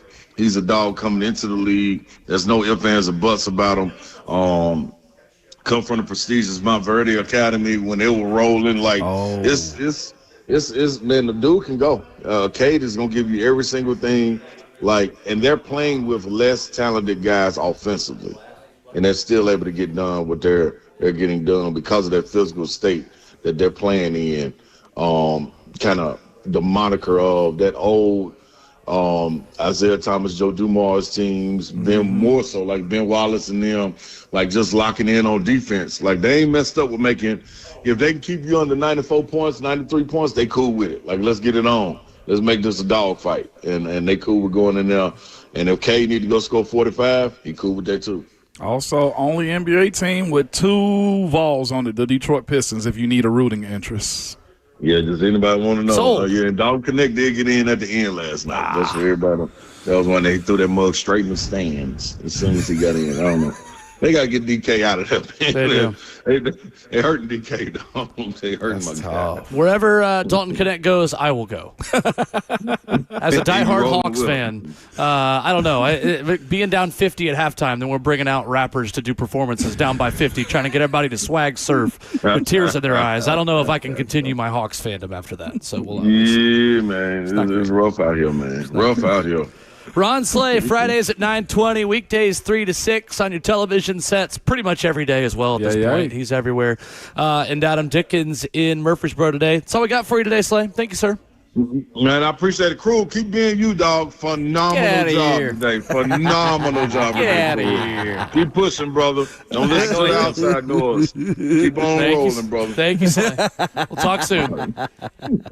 My boy and Friday troll. Ever the entertainer, Ron Slay. Coming up, final call for phone calls. I know we had a couple of you wanted to give your bold predictions on Titans rookies. We had guests for the last hour, so we can open that back up to you if you weren't able to get in. 615-737-1045, as we'll hit some final headlines on the way out next.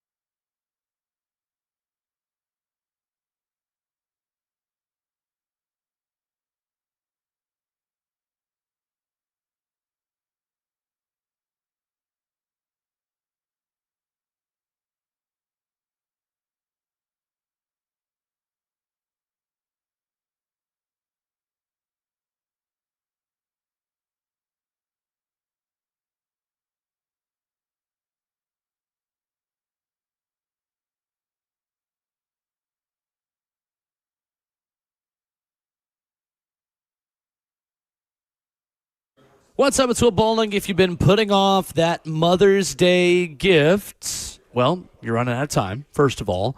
Shop at Brentwood Jewelry, 7012 Church Street East, located in the heart of Brentwood. And all that time that you wasted and waited not getting a gift, well, the good news is they're going to make things so easy for you that it's not going to matter. You celebrate Mom with a beautiful custom piece from Brentwood Jewelry. They have so many options for you. What I love about Brentwood Jewelry is they are family owned and operated. So you walk in the doors, you just talk about what you think would work. They're going to have options for you, from necklaces to earrings to rings and more, already designed and ready to wrap up and give to Mom. Brentwood Jewelry has the new GK Milanese mesh collection, this bracelet collection, a testament to sophistication and style. 7012 Church Street East, located in the heart of Brentwood, just off Franklin Road. Brentwood Jewelry has been providing exceptional style and exceptional deals every day for over 50 years. Give that great gift to Mom or for the loved one in your life by shopping local with Brentwood Jewelry, your family-owned and operated jewelry store for over 50 years.